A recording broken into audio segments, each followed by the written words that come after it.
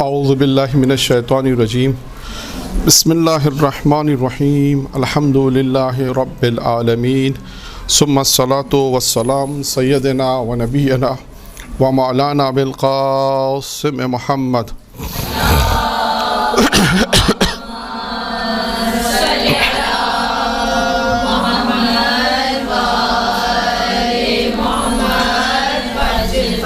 وعلى بيته الطيبين الطاهرين أما بعد فقد قال الله تبارك وتعالى في كتابه الكريم بسم الله الرحمن الرحيم وأدخل الذين آمنوا وعملوا الصالحات جنات تجري من تحتها الأنهار خالدين فيها بإذن ربهم تحية فيها سلام۔ آج کا جو درس ہے اور اس کا جو عنوان ہے وہ انشاءاللہ رکھا ایسا گیا ہے کہ جس بچے کو یا جس کو بھی اتنا شعور ہے کہ ہمیں یعنی اس کی ایج 13-14 سال کے بعد میرا خیال ہے اس سے لے کر الا ماشاءاللہ جتنی بھی ان کی عمر پائے ہو، یعنی 60 سال 70 سال 80 سال تک کے لوگوں کے لیے یہ آج کا موضوع ہے۔ اور کیونکہ یہ جو موضوع کا انتخاب کیا گیا اس آیت کریمہ کی جو تلاوت کا شرف حاصل کیا، یہ سورہ ابراہیم کی آیت ہے کہ جس میں پروردگار عالم یہ ارشاد فرما رہا ہے کہ وہ لوگ جو لوگ اللہ پہ ایمان لائے اور عمل صالح انجام دیتے ہیں، صاحبان ایمان ہیں، انہیں خدا جنت میں داخل کیا جائے گا۔ اور ایسی جنت جس کی صفت کیا بیان کی کہ ایسی صفت ہے، ایسی جنت ہے جس کے نیچے نہریں بہہ رہی ہیں اور وہ ہمیشہ سے رہیں گے اس میں اپنے پروردگار کے اذن سے، یعنی اجازت سے، بإذن ربہم، اپنے پروردگار کی اجازت سے۔ اور ان کے لیے وہاں جو تحفہ ہوگا، ملاقات کا جو تحفہ ہوگا وہ سلام ہوگا۔ یہ مختصر سی آیت تھی جس کا ترجمہ پیش کیا۔ اس آیت میں موضوع کیا ہے؟ ایمان اور عمل صالحات، کہ وہ لوگ جو ایمان لائے اور ہمارے صالحات انجام دیتے ہیں، نیک عمل انجام دیتے ہیں، ان کے لیے قرآن مجید نے یہ کہا کہ پروردگار انہیں جنت میں داخل کر۔ اب سوال یہاں پر ایک کہ دو موضوعات ہیں، ایک ایمان، کیوں ایمان کے اندر بھی مختلف بحثیں ہیں، آپ نے یہاں پر سنی ہوگی اور مجھے نہیں معلوم کہ وہ آپ کا جلسہ تھا یا دوسرے گروپ کا، کہ اس میں بھی یہ بیان کیا تھا کہ انسان صاحب کمال کیسے بنتا ہے۔ جی آپ کیا تھا وہ؟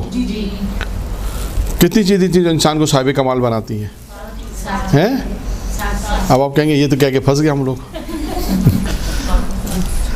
صاحب کمال انسان کو امیر المومنین کی روایت پڑھی تھی کہ انسان کو صاحب کمال جو بناتی ہے وہ کتنی چیزیں ہیں؟ نہیں، 6 چیزیں تھیں، 6 چیزیں تھیں، کیونکہ ممکن ہے مجھے اس لیے یاد ہے کہ شاید آخر کا بیان ہوا نہیں تھا۔ 2 چیزیں چھوٹی تھیں، 2 چیزیں بڑی تھیں اور 2 کیفیت والی تھیں، تو لہٰذا خیر۔ تو ایمان میں گفتگو بہت ساری ہے، جیسے ایک مثال دی میں نے، انسان کا ایمان کیسے کامل ہوتا ہے، انسان کیسے وہاں تک پہنچتا ہے۔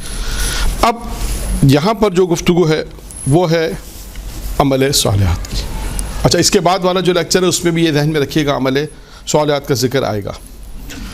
اب عمل صالحات بھی بہت سارے ہیں، جیسے ایمان پہ گفتگو بہت ساری ہے کہ ایمان انسان کیسے لائے، ایمان کسے کہتے ہیں، اور ایمان جو تاریخ میں جو لوگ ایمان لائے ہیں ان کا ایمان کیسا تھا، بہت ساری اس میں مثالیں ہیں جو کچھ تھوڑا سا شاید کبھی بیان کیا۔ خیر، اسی طرح عمل صالحات میں بھی یہی ہے۔ اب عمل صالحات مطلب نیک عمل۔ اب نیک عمل کون سے؟ اس روایت میں نہیں آئے، اس آیت میں نہیں آئے کہ یہ نیک عمل ہے، تو لہٰذا نیک عمل بہت سارے ہو سکتے ہیں، اور عمل انسانی زندگی میں ایک اہم کردار ہے۔ تو آج جس روایت کو بیان کرنا ہے اس کا تعلق عمل سے ہے، اور وہ کون سے، یعنی آپ یوں سمجھے کہ اب موضوع یہاں سے شروع کرتے ہیں کہ وہ کون سے عمل ہیں کہ جو انسان کو جنت میں پہنچاتے ہیں۔ وہ کون سے عمل ہیں جو انسان کو جنت میں پہنچاتے ہیں، یا یوں کہیے کہ وہ کون سے عمل ہے جو وہ عمل ہے کہ جو جنت کی طرف رہنمائی کرتے ہیں۔ اب جو میں نے آپ کے سامنے ایک سوال شروع میں کیا تھا نا کہ 13-14 سال کے لڑکے سے لے کر 90 سال تک کے چاہے وہ مرد ہو یا عورت ہو فرق نہیں پڑتا, اگر ہر ایک شخص سے اگر آپ یہ پوچھیں کہ جنت میں جانا ہے تو وہ کیا کہے گا؟ جانا ہے. تو یہ ہر شخص کے لیے, ایسا نہیں کہ کوئی خاص کہ ہاں مجھے اس کو اگر جنت کی معرفت نہیں ہے تو ہو سکتا ہے, کیونکہ وہ اسکول میں ایک لطیفہ بھی بچپن میں ہم نے سنایا کرتے تھے, پتہ نہیں کہاں تک صحیح ہے کہاں تک نہیں ہے, کہ ایک مس نے بچوں سے پوچھا کون کون جنت میں جائے گا, تو سارے بچوں نے ہاتھ اٹھایا, ایک بچے نے ہاتھ نہیں اٹھایا. تو مس نے کہا کہ تمہیں جنت نہیں جانا؟ کہا امی نے کہا تھا سیدھا گھر آنا. تو ایسا بھی ہوتا ہے. تو بس یہ معرفت کی بات ہوتی ہے. وہی کہا کہ جنت کا ایک ایسا موضوع ہے کہ ہر شخص جنت میں جانے کا خواہش مند ہے. اچھا, اب گفتگو میں آئے گا انشاءاللہ جتنا وقت ہوا, کہ یہ بھی ایک سوال ہے, کبھی موقع ملا تو آج, نہیں تو پھر کبھی, کہ جنت کن لوگوں کی مشتاق ہے. اچھا, وہ روایت دوسری ہے جو آپ نے سنی ہے جس پہ آپ سب سر ہلا رہے ہیں. وہ امیر المومنین کی 4 شخصیتیں ہیں, وہ الگ ہے, میں اس کی بات نہیں کر رہا ہوں. وہ ہے کہ جنت کن شخص کی مشتاق ہے, کن اشخاص کی, کہ جنت چاہتی ہے کہ یہ شخصیت میرے اندر آئے. وہ مشہور روایت ہے جس پہ آپ سب نے سر ہلایا, لیکن میری مراد وہ نہیں ہے, وہ شخصیات نہیں ہے, وہ عمل کون سے ہیں. یعنی ایک سوال ہے کہ وہ کون سے عمل ہے کہ جنت یہ چاہتی ہے کہ یہ عمل کرنے والا مجھ میں آئے. یہ ایک سوال ہے. روایت میں آیا ہے جنت نے خواہش ظاہر کی ہے کہ یہ اگر صفت انجام دے رہا ہے یہ شخص, چاہے وہ عورت ہو چاہے وہ مرد ہو, فرق نہیں پڑتا, اگر یہ صفات ہیں تو یہ میں چاہتی ہوں کہ یہ میرے اندر داخل ہو جائے. وہ ایک الگ روایت ہے. آئیے اس روایت پر کہ جنت کا راستہ کیا ہے, یا وہ کون سی چیزیں جو انسان کو جنت میں پہنچاتی ہے. نمبر 1, اچھا یہ روایت ہے پیغمبر اسلام حضرت محمد مصطفیٰ صلی اللہ علیہ وآلہ وسلم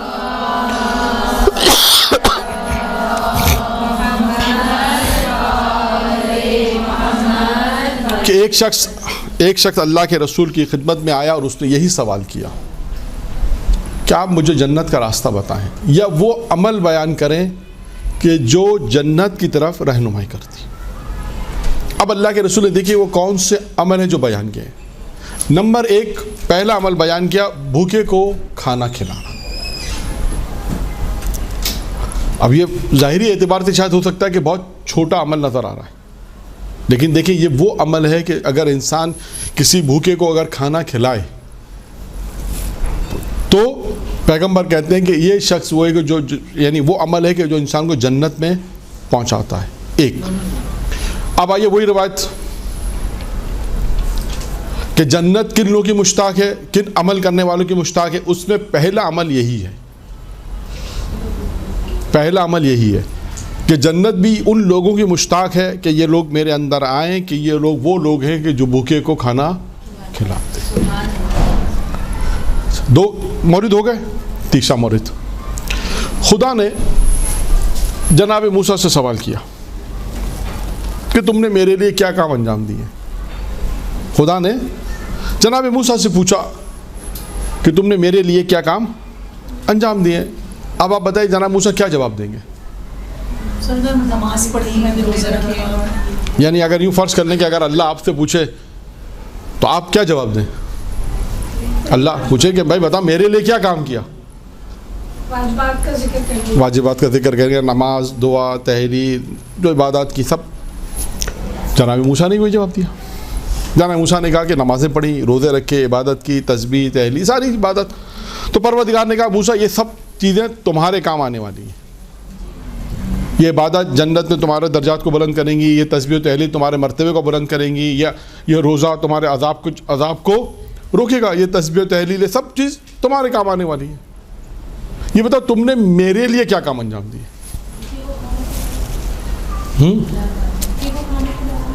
نہیں, یہ تو ابھی سوال ہو رہا ہے. ابھی تو دیکھیں جواب اللہ کیا جواب دیتا ہے. ابھی تو یہ تو سوال خدا جناب موسیٰ سے کر رہا ہے کہ تم نے میرے لیے کیا کام انجام دیے. جناب موسیٰ نے بتا دیے کہ یہ کام انجام دیے. خدا نے کہا یہ سب کام تو تمہارے ہیں, یہ بتاؤ میرے لیے کیا کام انجام دیے. تو اب سوال ہے کہ موسیٰ ساکت, سکوت, کیا جواب کچھ ہے ہی نہیں. اب پروردگار نے کہا کہ موسیٰ میرے لیے جو کام انجام دینے وہ سن لو. وہ 4 کام ہیں جو میرے لیے انسان کو کام انجام دینے. وہ کتنے ہیں؟ 4. نمبر 1 بھوکے کو کھانا کھلانا, پیاسے کو پانی پلانا. تیسرا کیا ہے؟ بے لباس کو لباس. چوتھا کیا ہے؟ عالم کا احترام کرنا. نہیں, عالم سے مربوط ہے, عالم سے ہی مربوط ہے. اہل علم کے ساتھ بیٹھنا, اہل کے ساتھ بیٹھنا. دیکھیں اہل علم کے ساتھ بیٹھنے, اللہ کہتا ہے جناب نے نبی موسیٰ سے کہ تم میرے لیے 4 کام انجام دو. تو دیکھیں بھوکے کو کھانا کھلانے میں کتنی روایتیں پیش کی گئیں؟ 3. جناب موسیٰ کی, جنت مشتاق ہے, اور پیغمبر کی. اب آئیے تاریخی واقعات, کہ تاریخی واقعات سے اس بات کو ہم ثابت کریں یا اپنے موضوع پر ایک دلیل پیش کریں کہ اگر انسان بھوکے کو کھانا کھلائے تو اسے کتنا ثواب ملتا ہے. تاریخ نے اس واقعے کو لکھا ہے کہ ایک شخص کاروان میں حج کے لیے جا رہا تھا, اور لوگ, آپ کو پتہ ہے اس زمانے کا حج کتنا طولانی ہوتا تھا. ایک شہر دوسرا شہر, پھر جا کر مکہ اور مدینہ, یعنی ایک عرصہ لگ جاتا تھا. ایک شخص کاروان کے ساتھ حج کے لیے چلا اور کوفہ پہنچا. اچھا, جب وہ کوفہ پہنچا اس نے ایک عجیب منظر دیکھا. اس نے دیکھا کہ خاتون ہے, وہ ایک جہاں پہ کوڑا اور کرکٹ پھینکا جاتا ہے, کچرا پھینکا جاتا ہے, وہاں سے کچھ تلاش کر رہی ہے. تو اس نے کہا کہ یہاں تو لوگ اچھی چیزیں نہیں پھینکتے, کوڑا کرکٹ پھینک رہے ہیں, تم یہاں کیا تلاش کر رہی ہے؟ تو اس نے کہا کہ میں بیوہ ہوں, میرے بچے ہیں, اور کمانے والا کوئی نہیں, میں یہاں کھانے پینے کی چیز تلاش کر رہی ہوں, شاید کچھ چیز مل جائے میرے بچوں کے لیے. اس شخص نے کیا کیا کہ وہ تمام پیسے جو حج کے لیے جمع تھے وہ اس خاتون کی مدد کی. وہ سیدانی بھی تھی, یہ ذہن میں رکھیے گا. خود سیدانی یعنی سیدوں کے لیے آیا ہے روایتوں میں, کتنا احترام کرنا چاہیے وہ الگ ہے.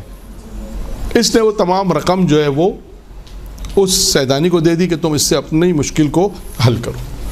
اور کاروان والوں سے کہا بھائی اس سال میں اب حج پہ نہیں جاؤں گا. کاروان وہاں سے چلا. چلنے کے بعد جب واپس آیا, اسی کوفہ شہر میں واپس آیا, ایک شخص اس کے پاس آیا, اس شخص کے پاس آیا جس نے 10,000 دینار دیے تھے. اس سے کہا کہ بھائی تم مجھے مینا میں ملے تھے اور میں نے تم سے قرضہ لیا تھا 10,000 دینار کا, تو یہ قرضہ تم اپنا واپس لے لو. اس نے کہا میں نے تو حج کیا ہی نہیں اس سال, میں تو حج پہ گیا ہی نہیں ہوں اس سال. کہا نہیں, تم مینا میں تھے, مجھے پیسوں کی ضرورت پڑی تھی, میں نے تم سے کہا کہ تم قرضہ دو, تو تم نے 10,000 دینار مجھے قرضہ دیا, اور یہ قرضہ تم اپنا واپس لے لو. میں نے کہا تو کوفہ پہنچ کے دوں گا, کوفہ آ گیا تو اپنا قرضہ واپس لے لو. کہنے لگا میں تو اس سال حج پہ گیا نہیں, میں نے تو تمہیں قرضہ دیا ہی. کہنے لگا نہیں, تم ہی تھے. خیر بہت زیادہ اس نے اصرار کیا, اس نے لے لیے. یہ بھی اب پریشان ہے کہ میں تو حج پہ گیا ہی نہیں, میں نے کیسے اس کو پیسے دے دیے. بہت پریشان تھا. خیر پریشانی کے عالم میں سویا. کہتا ہے رات خواب میں پیغمبر آئے.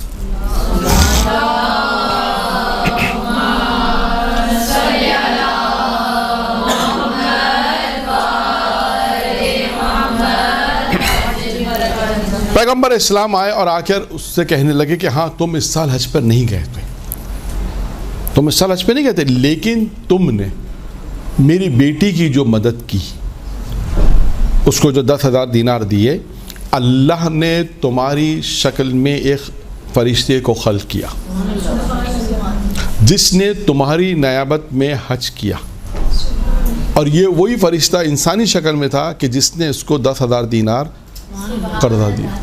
تم نہیں گئے, لیکن تمہارا یہ عمل کہ اس طرح بھوکے کو تم نے کھانا کھلایا, اس طرح تم نے ہماری اولاد کی مدد کی, تو اللہ نے تمہاری شکل میں ایک فرشتے کو خلق کیا ہے, اور جب تک تم زندہ ہو یہ فرشتہ ہر سال حج کرتا رہے گا. تو دیکھیے یہ ہے جنت میں جانے کا راستہ, کہ انسان بھوکے کو کھانا کھلائے. اور یہ بھی ایک موضوع آئے گا کبھی انشاءاللہ کہ یہ تو انسانوں کے لیے نا, جانوروں کو اگر انسان خیال کرے تو اس کا کیا اجر و ثواب ہے اللہ کے. اس کا بھی واقعہ تاریخ میں بہت سے ہیں, کہاں سے کہاں پروردگار عالم نے ان کو پہنچا دیا. تو لہٰذا انسان جو اللہ کی مخلوق ہے اس پہ جہاں کر سکتا ہے. تو پہلی چیز جو ہم نے ابھی مختصر آپ کے سامنے بیان کی, پہلی چیز ہے بھوکے کو کھانا کھلانا. یہ جنت میں جانے کا راستہ انسان اب بہرحال اپنے طور سے جتنا خیال کر سکتا ہے انسان اس چیز کو خیال کرے. نمبر 1 پیغمبر اسلام نے کہا دوسری چیز, اس نے آگے سوال کیا اللہ کے رسول سے کہ اللہ کے رسول مجھے جنت میں جانے کی رہنمائی فرمائے. تو اللہ کے رسول نے جب رہنمائی فرمائی تو اس میں پہلا بھوکے کو کھانا کھلانا, دوسرا بیان کیا پیاسے کو پانی پلانا. اچھا, اب پیاسے کو پانی پلانا بھی بہت ثواب ہے. شاید ایک روایت میں نے یہاں پر پڑھی تھی جب تجارت کی بحث تھی, مجھے یاد نہیں بحث کون سی تھی, دیکھا تو روایت لکھی ہوئی تھی تجارت کی بحث میں کہ پیاسے کو پانی پلانے کا ثواب کتنا ہے. بہت آیا روایتوں میں. ایک واقعہ تاریخ میں لکھا ہے, کتاب قطرہ ہے, اس میں اس واقعے کو لکھا ہے کہ پیغمبر اسلام نے اپنے چچا جناب حمزہ ابن عبد المطلب کو اور اپنے چچا داد بھائی جناب جعفر طیار کو خواب میں دیکھا. کس نے دیکھا خواب میں؟ پیغمبر رسول خدا. اور کیا دیکھا خواب میں؟ دیکھا خواب میں پیغمبر نے ایک منظر دیکھا, ان شخصیتوں کو دیکھا کہ یہ ان کے سامنے ایک تش رکھا ہوا ہے اور وہ تش میں انگور نہیں, انگور جیسا کہتے ہیں پھل ہے. ایک انگور ہوتا ہے, ایک انگور جیسا مثل انگور. کیوں کہتے ہیں کہ پیغمبر کہتے ہیں جب انہوں نے اس کو تناول کیا, جب وہ شیر ہو چکے کھا چکے تو وہ پھل پھر انگور میں تبدیل ہو گیا. پھر جب وہ کھا چکے تو پھر وہ کس میں تبدیل ہوا؟ کھجور میں تبدیل ہوا. تو پیغمبر نے جب یہ ان کی مرتبہ دیکھا تو ان سے سوال پوچھا. پیغمبر اسلام نے پوچھا کہ آپ کا یہ مرتبہ یہ مقام یہاں پر پہنچے ہیں, اس کی کیا وجہ تھی؟ اب انہوں نے دیکھی کیا چیز بتائی. دیکھیں ہماری گفتگو ابھی بھی میں نے کہا عمل میں ہے, اور اس کے بعد والا لیکچر اس میں بھی موضوع عمل ہے, اس میں اور بھی چیزیں آئیں گی لیکن عمل بھی آئے گا. تو انسانی زندگی میں اہم ترین چیز عمل ہے, یہ ذہن میں رکھیے گا. اب دیکھیں وہی عمل ہے جو انسان دنیا میں ان کاموں کو انجام دیتا ہے, مرنے کے بعد وہ اس کو ایک اچھی شکل میں دیکھتا ہے اور اچھے مقام, وہ عمل اس کو ایک اچھے مقام تک پہنچا دیتے. اب انہوں نے کہا کہ اللہ کے رسول سے کہا کہ ہم دنیا میں 3 عمل کرتے تھے. کتنے عمل؟ 3 عمل. کون کون سے 3 عمل ہیں؟ ہاں 3 عمل یہی ہے. ایک ہے پانی پلانا, کہ ہم دنیا میں لوگوں کو پانی پلاتے تھے, پیاسے کو پانی پلاتے تھے. اچھا اب یہاں پہ میں رکوں, ایک روایت اور بھی میں نے تو پوری تو بیان نہیں کی, مجھے یاد ہے جناب جبرائیل, روایت سنی آپ نے؟ جبرائیل سے اللہ کے رسول نے کہا کہ اگر تم دنیا میں آؤ تو کتنے کام کہے جبرائیل نے؟ نہیں. اگر جبرائیل سے کہا کہ تم اگر اللہ تمہیں انسانی شکل دے تو دنیا میں کیا؟ جبرائیل نے کہا اللہ مجھے اگر انسانی شکل میں بھیجے گا تو میں 7 کام کروں گا جس کو میں پسند کرتا ہوں. ان میں ایک ہے حاجیوں کو پانی پلانا. پانی پلانے کا کام بہت اہم ہے انسانی زندگی میں, مختلف جگہ پہ. حاجیوں کو پانی پلانے کا بھی ہے, عام زندگی میں حالت میں بھی پانی پلانے کا. آپ دیکھیں بہت سارے لوگ اپنے گھروں کے آگے سبیل گھر کے آگے جو ایک سبیل رکھ دیتے ہیں یا ایسا سسٹم ڈال دیتے ہیں کہ لوگ آتے جاتے پانی پیتے رہیں. تو لہٰذا اس روایت کو, پیغمبر کی روایت کہ جس میں اللہ کے رسول سے انہوں نے جب بیان کیا کہ 3 چیزیں تھیں. نمبر 1 پانی پلاتے تھے ہم دنیا میں لوگ. نمبر 2 کہ ہم آپ پہ جب بھی آپ کا نام آتا تھا تو ہم درود بھیجتے تھے محمد و آل محمد.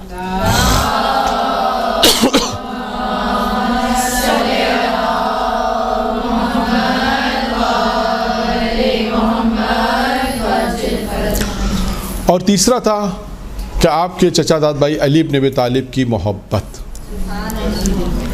دیکھیں یہ بھی جنت میں پہنچاتی ہے. یہ جو ایک موضوع ہم نے شروع کیا نا کہ وہ عمل جو انسان کو جنت میں پہنچاتے ہیں, وہ تقریباً مختلف روایتوں میں, ایک روایت میں آپ کو 15 نہیں ملیں گے. ہو سکتا ہے میں آپ کے سامنے ابھی جتنا وقت ہوگا اتنا بیان کر دیں گے. 5-7 چیزیں بیان کی, 7 چیزیں 8 چیزیں. ممکن ہے دوسری روایت میں کچھ اور مل جائے آپ کو, ممکن ہے کسی روایت میں کچھ اور مل جائے. تو اس طرح اگر آپ جمع کرنے جائیں گے تو آپ کو تقریباً 15 عمل 20 عمل مل جائیں گے سارے جمع کرنے سے, کہ یہ وہ عمل ہیں کہ جو انسان کو جنت میں پہنچاتے ہیں. تو پہلا عمل ہو گیا بھوکے کو کھانا کھلانا, دوسرا عمل ہو گیا پیاسے کو پانی. اب تیسرا اور چوتھا عمل. تیسرا اور چوتھا عمل جو ہے وہ ایک ساتھ ذکر ہوتا ہے. وہ کون سا عمل ہے؟ نہیں, تیسرا اور چوتھا ایک ساتھ آتا ہے, یعنی عموماً اس کا ذکر ایک ساتھ ہوتا ہے. تیسرا اور چوتھا ہمیشہ عموماً ایک ساتھ ہوتا ہے, اس لیے میں تھوڑی ہنٹس دے رہا ہوں تاکہ آپ پہنچ سکیں. امر بالمعروف نہیں, میں نے کہا نا نیکی کی دعوت دینا اور برائی سے روکنا, یہ بھی کام ہے اور یہ چھوٹا کام نہیں ہے. آپ دیکھیں قرآن مجید میں اس کے متعلق جو آیات آئی ہیں, کتنی آیات, 40-50 کی شاید آیات ہوں گی میرا خیال ہے. اگر آپ دیکھیں پھر اس میں امر بالمعروف کی شرائط بھی ہیں, اس میں امر بالمعروف کرنے والوں کے فوائد بھی بیان کیے گئے. خیر ایک امر بالمعروف نیم کر خود ایک موضوع ہے, اور معاشرے میں اگر امر بالمعروف نہ ہو تو کیا ہوگا, اس کی ایک مثال دے کر پھر میں اس بات کے اوپر آتا ہوں. فرض کریں آپ کشتی میں جا رہے ہیں, مشہور مثال ہے, شاید سنی بھی ہوگی آپ نے. آپ اس زمانے کی جو کشتیاں ہوتی ہیں وہ ذہن میں ہوگی آپ کی, کہ سب کے الگ الگ سنگل سیٹس ہیں, اور ایک شخص اپنی سیٹ میں سوراخ کرنے لگے, تو آپ کیا اسے سوراخ کرنے دیں گی؟ کیوں؟ ہاں, وہ کہے گا یہ میری سیٹ ہے, میں نے اسے خریدی, اس کی میری مرضی, میں سوراخ کروں اسے توڑوں, آپ کو کیا پہنچتا ہے؟ تو آپ کیا کہیں گے کہ بھائی اگر آپ اس کی ٹھیک ہے آپ کی سیٹ ہے, آپ نے خریدی ہے, لیکن اگر آپ اس میں سوراخ کریں گے تو اس میں پانی آ جائے گا. کشتی میں جب پانی آئے گا تو نقصان ہم سب کو ہوگا. کہتے ہیں امر بالمعروف کی مثال ایسی معاشرے میں, اگر امر بالمعروف نہیں کیا تو اس کا نقصان سب کو ہی ہے. دیکھیں اب تاریخ میں بنی اسرائیل کے واقعات میں ایک قوم تھی, 1 لاکھ کی آبادی تھی. غالباً خداوند متعال نے کیا کہا جب فرشتے سے کہا سب کو عذاب دو, کا پروردگار ہے, 40,000 نیک ہیں یا 60,000 نیک ہیں, 40,000 برے ہیں, تو کیا کہا پروردگار نے کہ وہ جو اچھے تھے وہ دوسروں کو اچھائی کا حکم نہیں دیتے, خاموش رہتے تھے. اچھا اب اس میں بھی ایک بحث ہے البتہ کہ کہاں پہ بولنا ہے اور کہاں پہ خاموش رہنا ہے. بہرحال یہ ایک معاشرے میں جب جاتا انسان, بہت سے ایسے مسائل ہیں خود زندگی میں, یا آپ کی اپنی زندگیاں ہیں, گھریلو زندگی ہے, معاشرتی زندگی ہے, مختلف لائف ہیں, تو کہاں پر گناہ ہو رہا ہے, کہاں پہ ہمیں روکنا ہے, کہاں پہ نہیں روک سکتے انسان. ممکن ہے شاید وہاں پہ یہ حکم ہو گیا, یہاں کہنا ضروری نہیں ہے, تو لہٰذا یہ انسان کو مورد دیکھنا پڑے گا. اور امر معروف انسان جب کرے گا تو ہی معاشرے میں اچھائی آئے گی اور لوگ برائی سے بچیں گے. اب اس کی ایک مثال میں پیش کروں گا, ایک ایسی مثال دوں گا کہ دونوں چیزیں اس میں شامل ہو رہی ہیں. ایک تو ہے کہ اچھائی کا حکم دینا, ایک مثال وہ ہے, ایک ہے برائی سے روکنا. دونوں چیزیں اب جو میں مثال دینے جا رہا ہوں اس میں دونوں چیزیں ہیں. یعنی ایک واقعہ تاریخ نے لکھا ہے کہ جس سے یہ بات ہمارے سامنے آئی کہ اس واقعے میں دونوں پیغام موجود ہیں. وہ کون سا واقعہ ہے؟ مسجد گوہر شاد کا نام سنا ہوگا آپ نے, کہاں پر ہے؟ امام رضا کے روزے میں. خدا سب کو زیارت نصیب کرے. وہ کس نے بنائی تھی؟ ایک خاتون نے وہ مسجد بنائی تھی. دیکھیں آپ آج کا حرم ذہن میں مت رکھیں, آپ حرم رکھیں اس زمانے کا. چھوٹا سا حرم ہے, مسجد اس وقت حرم سے باہر تھی. وہ خاتون بہت نیک تھی جس کا نام تھا گوہر شاد اس کا نام تھا. اس خاتون نے چند مزدور کو ہائر کیا اور اس کے بعد تمام مزدوروں سے شرط لگائی تھی کہ آپ تمام مزدور باوضو یہ مسجد بنائیں گے. ایک اس کے بعد جو جانور آپ استعمال کریں گے, مٹی لانے میں, اینٹیں لانے میں استعمال کریں گے, جانوروں پہ اس وقت استعمال ہوتے تھے, مٹی لانی ہے, اینٹیں لانی ہے, مختلف چیزیں جو جانوروں پہ جو بار کریں گے سامان, ان جانوروں کا کھانے پینے کا انتظام مکمل صحیح ہونا چاہیے. ایک, ان جانوروں پہ ظلم نہیں ہونا چاہیے. دو, اب آپ دیکھ رہے ہیں خاتون کتنا مسجد بناتے وقت کتنا خیال رکھنے کن چیزوں کا, کہ جو جانور استعمال ہو رہے ہیں ان کے خیال, خود جو لیبر ہے, جو مزدور ہے, ان سے باوضو کی شرائط ہے, ان کے جو حقوق ہیں ان کو ملیں گے, ان کے حقوق ان کو ملیں گے. ماجرا یہ ہوا اس میں یہ خاتون جب آتی تھی مزدوروں سے بات کرنے کے لیے تو اپنے چہرے پر ایک نقاب ڈالتی تھی اور نقاب ڈال کے پھر وہ گفتگو کرتی تھی. ایک مرتبہ ایسا ہوا کہ خاتون جب آئی ان سے بات کرنے مزدوروں سے تو ہوا کی وجہ سے اس کا نقاب اٹھ گیا. تو ایک مزدور کی نگاہ اس کی خاتون کے چہرے پر پڑ گئی اور وہ اس کے عشق میں مبتلا ہو گیا. بہت خوبصورت تھی. اب اتنا عشق میں ایسا مبتلا ہوا کہ اس نے کام پہ آنا چھوڑ دیا. اور اس کے بعد نتیجہ یہ ہوا کہ جب خاتون آئی اس نے پوچھا کہ وہ مزدور نظر نہیں آ رہا, کہا وہ بیمار ہو گیا. ٹھیک ہے, اچھا یہاں پہ دیکھیں اس کا اخلاق تھا, ہو سکتا ہے نہیں جاتی ملنے, وہ دوسرا مزدور لے لیں, لیکن نہیں, کہا کہ اس کا اخلاق تھا. جا کر اس کے احوال پرسی کی, عیادت کی, تو اس کی ماں نے ساری صحیح سی بات اس کو خاتون کو بتا دی کہ دیکھو یہ بیمار کیوں ہوا, اس کی وجہ کیا ہے. اس نے کہا ٹھیک ہے. اب دیکھیں یہاں سے ہماری گفتگو شروع ہوتی ہے. اس پورے واقعے میں دیکھیں, واقعہ جب بھی بیان کیا جاتا ہے, مختلف لوگ آپ نے سنے واقعہ بیان کرنے کے بعد اس کا نتیجہ مہم ہوتا ہے کہ اس واقعے میں پیغام کیا ہے. اس خاتون نے کہا ٹھیک ہے, اس مرد سے کہا ٹھیک ہے اگر تم مجھ سے شادی کرنا چاہتے ہو تو ٹھیک ہے, لیکن میری ایک شرط ہے. یہ جو مسجد بنی ہے نا, ابھی جو مسجد بنائی گئی ہے, اس میں 40 دن تم اعتکاف کرو. 40 دن تک کہ ایک آواز آئی ہے اعتکاف. ہاں 40 دن سے کیا کرو, اعتکاف کرو. جب اعتکاف 40 دن کر لینا تو اس کے بعد پھر میں اپنے شوہر سے طلاق لے لوں گی. جب تم راضی ہو جاؤ گے تو میں اپنے شوہر سے طلاق لے کر تم سے شادی کر لوں گا. میرا مہر یہی ہے کہ تم 40 دن اعتکاف کرو. اس نے کہا ٹھیک ہے. اب اس کو اس بات کی تو خوشی ہوئی, چلو راضی ہو گئی اس بات کے اوپر کہ یہ مجھ سے شادی کرنے پہ 40 دن کیا جاتا ہے, اعتکاف ہی تو کرنا ہے, مسجد میں بیٹھنا ہے. جا کے مسجد میں 40 دن اعتکاف. 40واں دن جب پورا ہوا, 40واں دن جب پورا ہوا تو اس خاتون نے اپنے غلام کو بھیجا, کہا جا کے اس سے پوچھو کہ اب اس کا کیا ارادہ ہے, کہ اب وہ مجھ سے شادی کرنا چاہتا ہے تو میں اپنے شوہر سے طلاق لے کے اس سے شادی کروں. تو اس خاتون کے غلام کو جب بھیجا تو اس شخص نے اب کیا کہا, یہ جواب مہم ہے. اس شخص نے کہا اس غلام سے کہ جا کے اپنے مالکان کو کہنا کہ اس کا تو پہلے بہت بہت شکریہ ادا کرنا کہ اس نے مجھے حقیقی عاشق سے ملا دیا. کہ جب میں نے 40 دن مسجد میں رہ کر اعتکاف کیا تو مجھے اب پتہ چلا کہ اصل کس سے عشق کس سے کرنا چاہیے. کہ اصل عشق میرا خدا سے ہو گیا ہے. کہ مجھے دنیا سے بیزاری ہے, اب دنیا سے مجھے لگاؤ نہیں ہے. کہا اپنی مالکن کو جا کے شکریہ ادا کرنا اور کہنا کہ اس نے مجھے خدا کی طرف مائل کیا, اور اس کے بعد جا کے اس کا شکریہ ادا کرنا. اب دیکھیے کہتے ہیں کہ یہی آدمی سب سے پہلے اس مسجد کے امام جماعت بنے اور بعد میں انہوں نے محنت سے پڑھا, اور اس کے بعد وہ اس زمانے کے مرجع اور مجتہد بھی بنے. تو دیکھیے کہاں پہ گناہ تھا اور کس طرح اس کی رہنمائی کی گئی. اب دیکھیں اس کو برائی سے بھی روکا, ہمارا موضوع کیا, امر معروف اور نہی عن منکر. برائی سے بھی روکا اور اچھائی کا, اچھائی کی طرف برایا, مسجد کی طرف بھیجا, اور گناہ سے بھی اس کو روکا. تو دیکھیں یہ ہے امر معروف نہی عن منکر.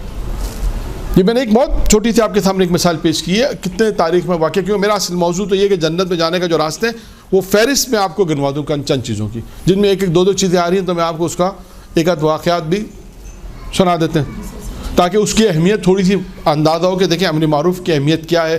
انسان معاشرے میں اگر اچھا ہی کام کرے, اچھا کام کرے, لوگوں برائی نیکی کی طرف بلائے اور گناہوں سے روکے, دیکھیں ہمت سے ہوتا ہے. آج ہمارے معاشرے میں کیا ہے, ارے نہیں مولانا کچھ نہیں ہو سکتا, یہ تو صرف باتیں کہنے کی ہیں. ایسا نہیں ہے. انسان سب سے اہم چیز ہے انسان کی ہمت اور کوشش, اور اس سے بھی بڑی چیز جو ہے وہ پروردگار عالم پہ بھروسہ. سب سے بڑی چیز خدا ہے, توکل پر خدا. یہ انسان اگر توکل کرے, دیکھیں عمل کی بات آ رہی ہے نا, عمل جنت میں پہنچانے کے لیے بھوکے کو کھانا کھلانا ہے نا, موضوع وہی ہمارا. چلے ایک دلچسپ قصہ بھی آپ کو سنا, وہ بھی خاتون کا قصہ ہے کہ زبیدہ نام تو آپ نے سنا ہوگا, کون ہے, ہارون رشید کی زوجہ. 2 فقیر ان کے دروازے پہ بھیک مانگ رہے تھے. اور کیا کہہ رہا تھا ایک فقیر؟ کیا کہہ رہا تھا ایک فقیر؟ کہہ رہا تھا کہ اللہ کے لطف و کرم سے مجھے دے. پروردگار کے لطف و کرم، یعنی خدا پہ توکل سے مانگ رہا تھا. کہہ رہا تھا پروردگارہ تیرے لطف و کرم سے چاہیے. کس کے؟ زبیدہ کے دروازے پہ بھیک مانگنا بھی نہ ہے، یہ بھیک مانگ رہا ہے کہ کہہ رہا ہے کہ پروردگار کے لطف و کرم سے چاہیے. اور دوسرا کہتا تھا، ام جعفر کہتے تھے زبیدہ کو، کہتا تھا کہ زبیدہ کے لطف و کرم سے چاہیے. تو زبیدہ نے سوچا یہ چلو مانگ رہا ہے تو اسے بھی دے دیا جائے. مانگ رہا ہے وہ اللہ کے لطف و کرم سے مانگ رہا ہے، یہ ٹھیک ہے.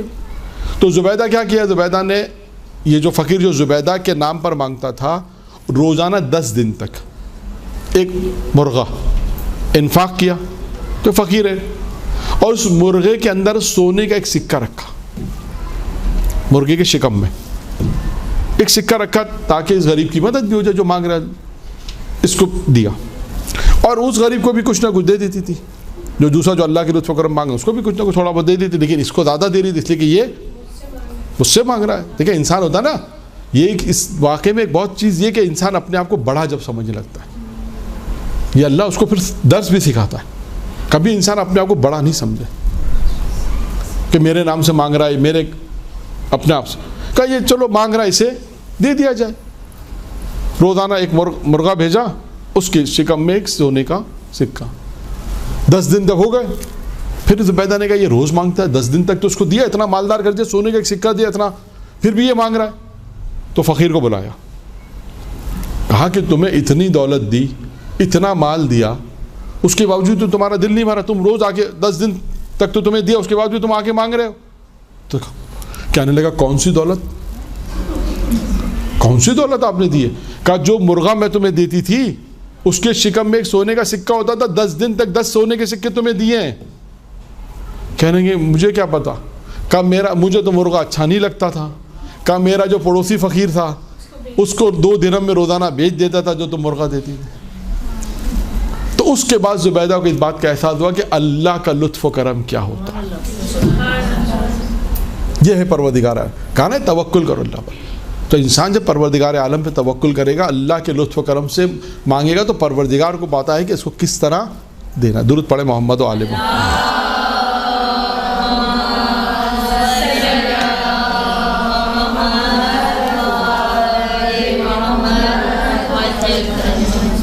تو بات ہماری پہنچی کہاں تک کہ یعنی 4 صفتیں ابھی تک اب بیان ہوئی ہیں. 4 صفتیں کہ انسان کو جنت میں پہنچانے والی. اگر دیکھا جائے تو آپ وہ خواب کی تعبیر جو پیغمبر اسلام نے خواب دیکھا وہ عمل بھی شامل کر لیں. 3 عمل وہ بھی ہیں. درود ہو گیا، علی کی محبت ہی جنت میں پہنچائے گی، اور اس کے بعد پیاسے کو پانی پلانا، تو وہ بھی عمل اسی میں آ گیا. تو 4 یہ ہو گئے، 2 وہاں پر ہو گئے. کتنے عمل ہو گئے؟ 6 عمل ہو گئے. اب آئیے ایک اور عمل. پیغمبر نے کہا اب اس روایت کو روایت مکمل ہو رہی ہے، کیونکہ اس روایت میں 5 چیزیں بیان کی گئی ہیں.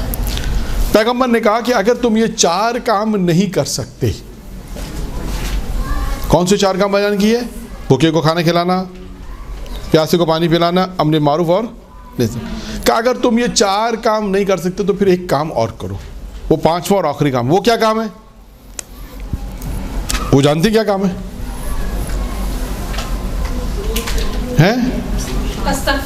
نہیں، وہ البتہ بہت مشکل ہے کام.